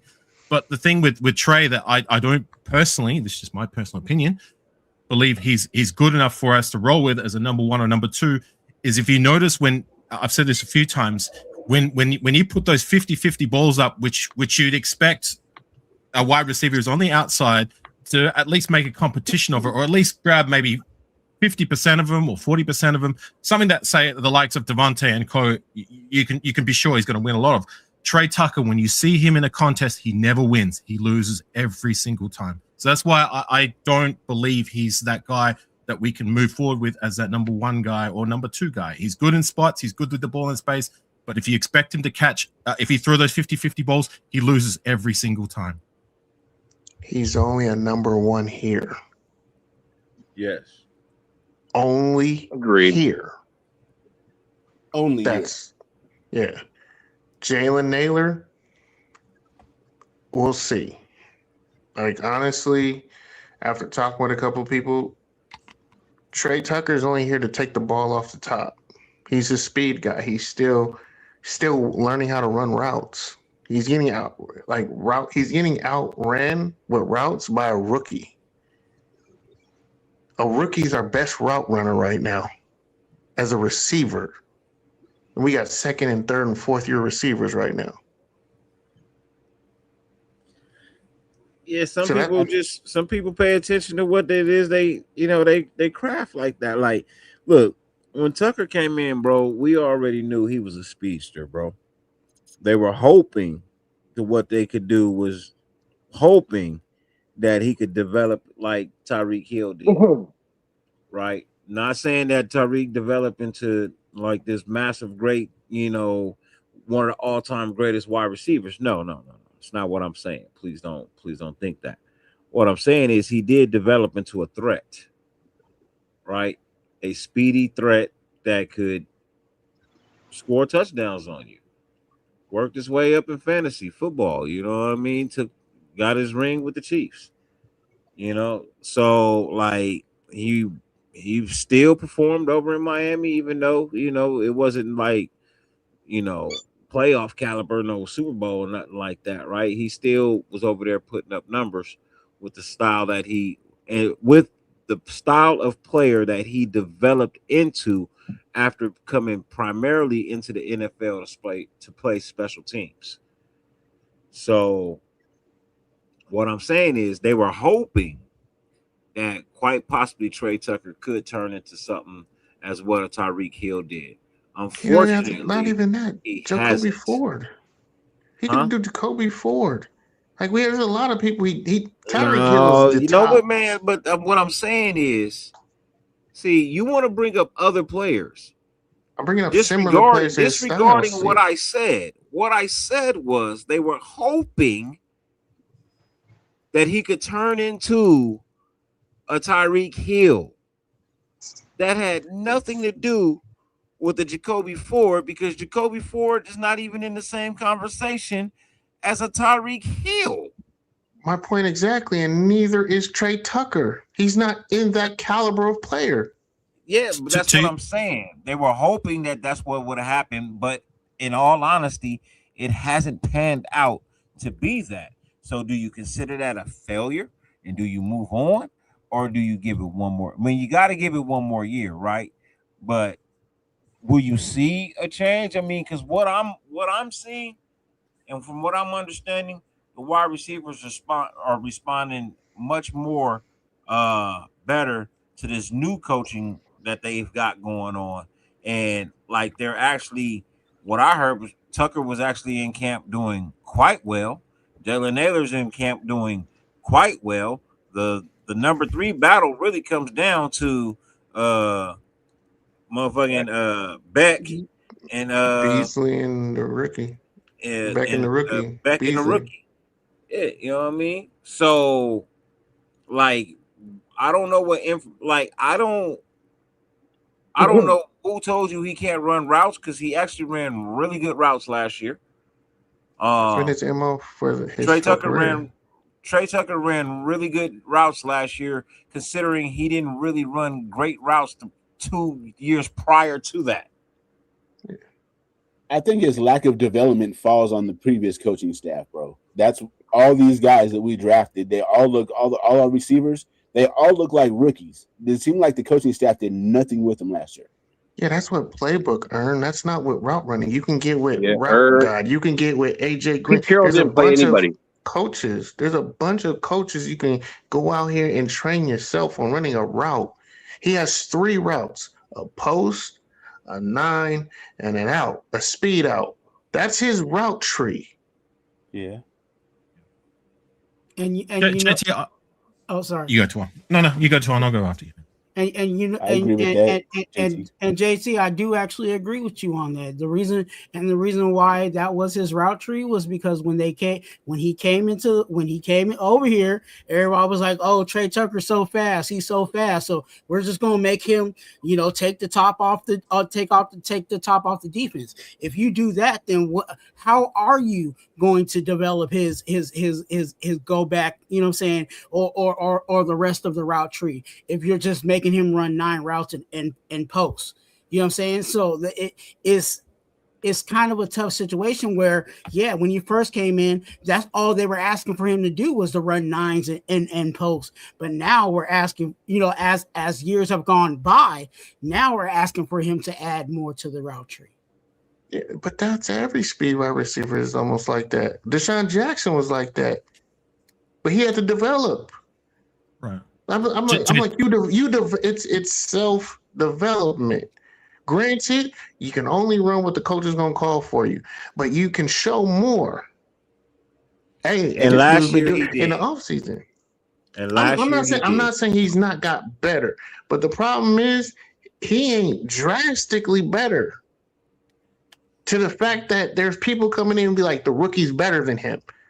I've had 4 years on a rookie, and they say he's a well more polished out route running, well more polished. And you've been playing against pros. That's not cool when you're our number one. It is cool, bro. First he's off, predominantly our number one. Who's the better one receiver? Say, who's better than Trey Tucker right now? Bottom line. Jalen Naylor is the number 1 wide receiver. He's not. But Jalen Naylor is going to be your slot receiver, though. Jalen Naylor is going to be your number 1 wide receiver. He's not lining up as the number 1. If he's the number 1, then we're in trouble. JT, if I can get in there, there's actually elements of what you're saying. A lot of it, I agree. I don't believe Tucker is good enough to be that guy on the outside, number 1 or number 2. I see the Jacoby Ford comparisons. Personally, like I believe that's a fair assessment because they were both drafted around the same range. The thing with Ford is that I saw when he was playing with us, he was able to make those 50-50 catches on occasion. I just haven't seen that at all from Tucker. That's my only criticism from Tucker, and that's okay because that's why I brought it up. That's why I brought it up. Yeah, and I agree with you on that. Tucker, it's like I said, we drafted him in the 3rd round to be that speedster guy who can be good in space, which he is, to make some plays, which he does, and to score some touchdowns when he gets this opportunity, which he does. If you're looking at him to be more than that, which is what I guess you're trying to say by default that we're expecting to be, I don't personally see that, and that's what I agree with you. I don't see that either from Trey Tucker. As a number 1, you expect that, though. Yeah, I know. I'm there with you. I'm like, he has intangible. I will take what we got out of Tucker as a win still, regardless of the fact that he's not a number 1 or a number 2, but at least he's been able to contribute and do what we expected him to do, the bare minimum expectation, which is a lot more you can say than every single one of those draft picks from 2022, 2023. For him to be the best of the bunch really says something, right? Well, there really is not a number one on this team for wide receiver, but we have to call them out. Like, who's number one, who's number two. So right now, I still say, Tucker is still number one. But there really is no number one. There is no number two. It's a bunch of number threes on this roster. Ragtag group of wide receivers. I got you. No, I mean, you gotta think about what he's probably gonna go more heavy with anyway, as to what scheme he's gonna run, what personnel. More than likely, you're gonna have a lot of tight ends on the field anyway. Like when you look at his scheme, his number one wide receiver is not the guy who plays the outside anyway. His slot receiver is his number one wide receiver. Most of JSN's yardage and numbers came from playing that slot position last year, because he had people like Rashid, who was coming from the outside on end arounds. You know what I mean? Like the way Kubiak is his scheme, the way if you just look at how he designs and schemes offense and puts plays into certain ways, in the way that he pays and focuses his attention on utilizing the talents of what his players have versus trying to make everybody fit his scheme. He's making his scheme fit what he has. And that's the way it's supposed to work. You're not supposed to make everybody try to conform to you. As a head coach, you're supposed to take the ingredients that you have and make me something nice to eat, man. Because you ain't gonna have everything that you want. You're not gonna have everything that's required to make your playbook work.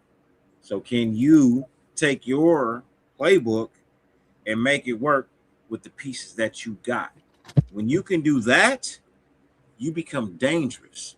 And when you become dangerous, the team that you coach becomes dangerous. So I'm all for it, because I see it. He seems to be that coach to me. I was screaming for Kubiak long before anybody else. Long before anybody else. I was the first one to throw that name out there, even before the Raiders said they was going to even talk to Kubiak. I threw that name out there. So I'm going to stand behind what I feel was the best choice the Raiders could have ever made in the history of Raiderdom since John Madden, John Gruden, and yeah, I'm gonna leave it at that. Oh no. Let's just see him do it then. I'm tired of this. It looks good on paper, and then it just doesn't work out for us. Let's see him do it. And that's what I want to see. That's why I say I kind of want to see a little bit of, I want to see a little bit of Kirko change, but I just want to see what brought you here. Tom Flores gets some love, T. My bad. Tom Flores gets some love. I apologize to Sir Tom Flores. Yes, he definitely gets some love. But that's the only three, bro. I don't recognize none of these other coaches, bro. Nope, I don't recognize Arshell either, bro. First black coach, yeah, cool, wonderful, fabulous, bro. But our team sucked under his tutelage, so no. Del Rio was doing him right for a minute. Del Rio was all right. Yeah, but Arshell as a left tackle was an amazing god, dude. He was a badass. We're talking about him as a coach right now. Talking about him as I know, but I just got to give Arshell his props, dude.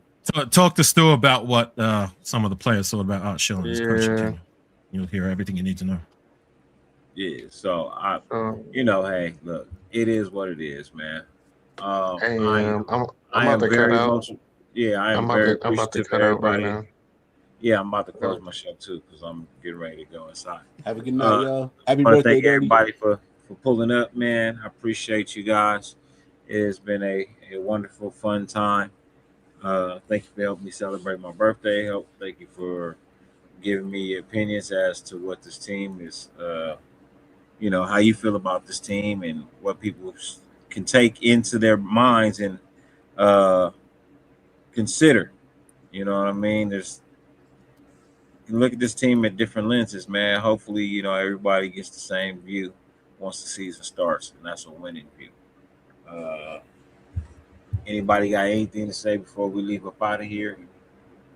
Hey, I'm gonna hop out too. Dirty, so happy birthday to you, bro. Thanks, I've sir. known you for many years, dude. It's great to see you. AR, Twan, and everyone else, on the panel and the chat. And Terrence, I'm glad to see my boy Terrence. I haven't seen Terrence in a long time, so salute to you too, bro. And I hope you ate a lot of cake tonight and ice cream and celebrate with your family, bro. Thank you. On that beautiful palace on the hills.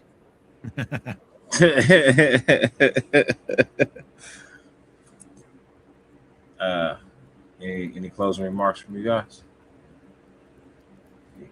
I did have one thing I was going to say before. It was going to be a bit of a sidestep, but maybe I'll save that for a later time. Shit, I got to go. Take care. All right. Yeah. Hey, I just wanted to say, publicly, happy birthday to you. Blessings to you. You already know. I wanted to be here to celebrate you and what you got going on. So I'm here on the ride with you. However long you want me to be on this ride with you, but definitely I pray blessings on you and your family. That God continues to strengthen you and guide you, and continue to be the great person that you are.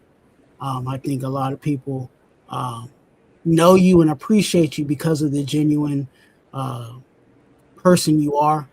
And, I just want you to know to continue that, because it's definitely needed.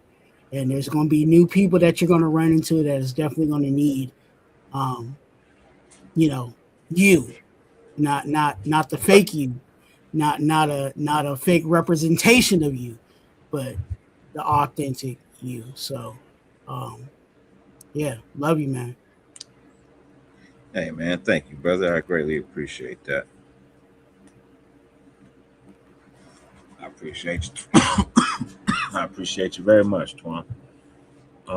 Ladies and gentlemen, I appreciate you guys, man. It has been a real, true, wonderful, fun time being here tonight, having fun with you guys. And, man, I don't really know what to say, man. I will be back tomorrow morning, 9:00. We will break down what Chase Daniels had to say about Fernando Mendoza's play. He did a film breakdown, so we'll glance over that, take a look at that, and that'll be tomorrow morning, 9 a.m. Other than that, Raider Nation, thank you for celebrating with me tonight. Another year alive, another year wiser, another year stronger, and another year still a Raider fan. We lost some good people last year, man. So hopefully, this season it brings a brighter sunshine of light for us, man. No matter what happens, no matter what the media says, no matter what the record says, we still the silver and black. Because this is the Raider Nation, man. I'm Dirty. This is DYRTI Raiders Lair. Till next time, commitment to excellence. Just win, baby. And as always, 50 billion things on the face of the planet you could be doing. The fact that you allow me to grace your screen for any amount of time is greatly appreciated, more than I can verbally express. And I mean that from the bottom of my heart, man. I look forward to rocking with you guys for the rest of the year. As I said, we are here every morning, 9 a.m., every night, 10 p.m. And we just gonna have some fun, man. All right. Love you. Appreciate it. Raider Nation for life. We out. Peace.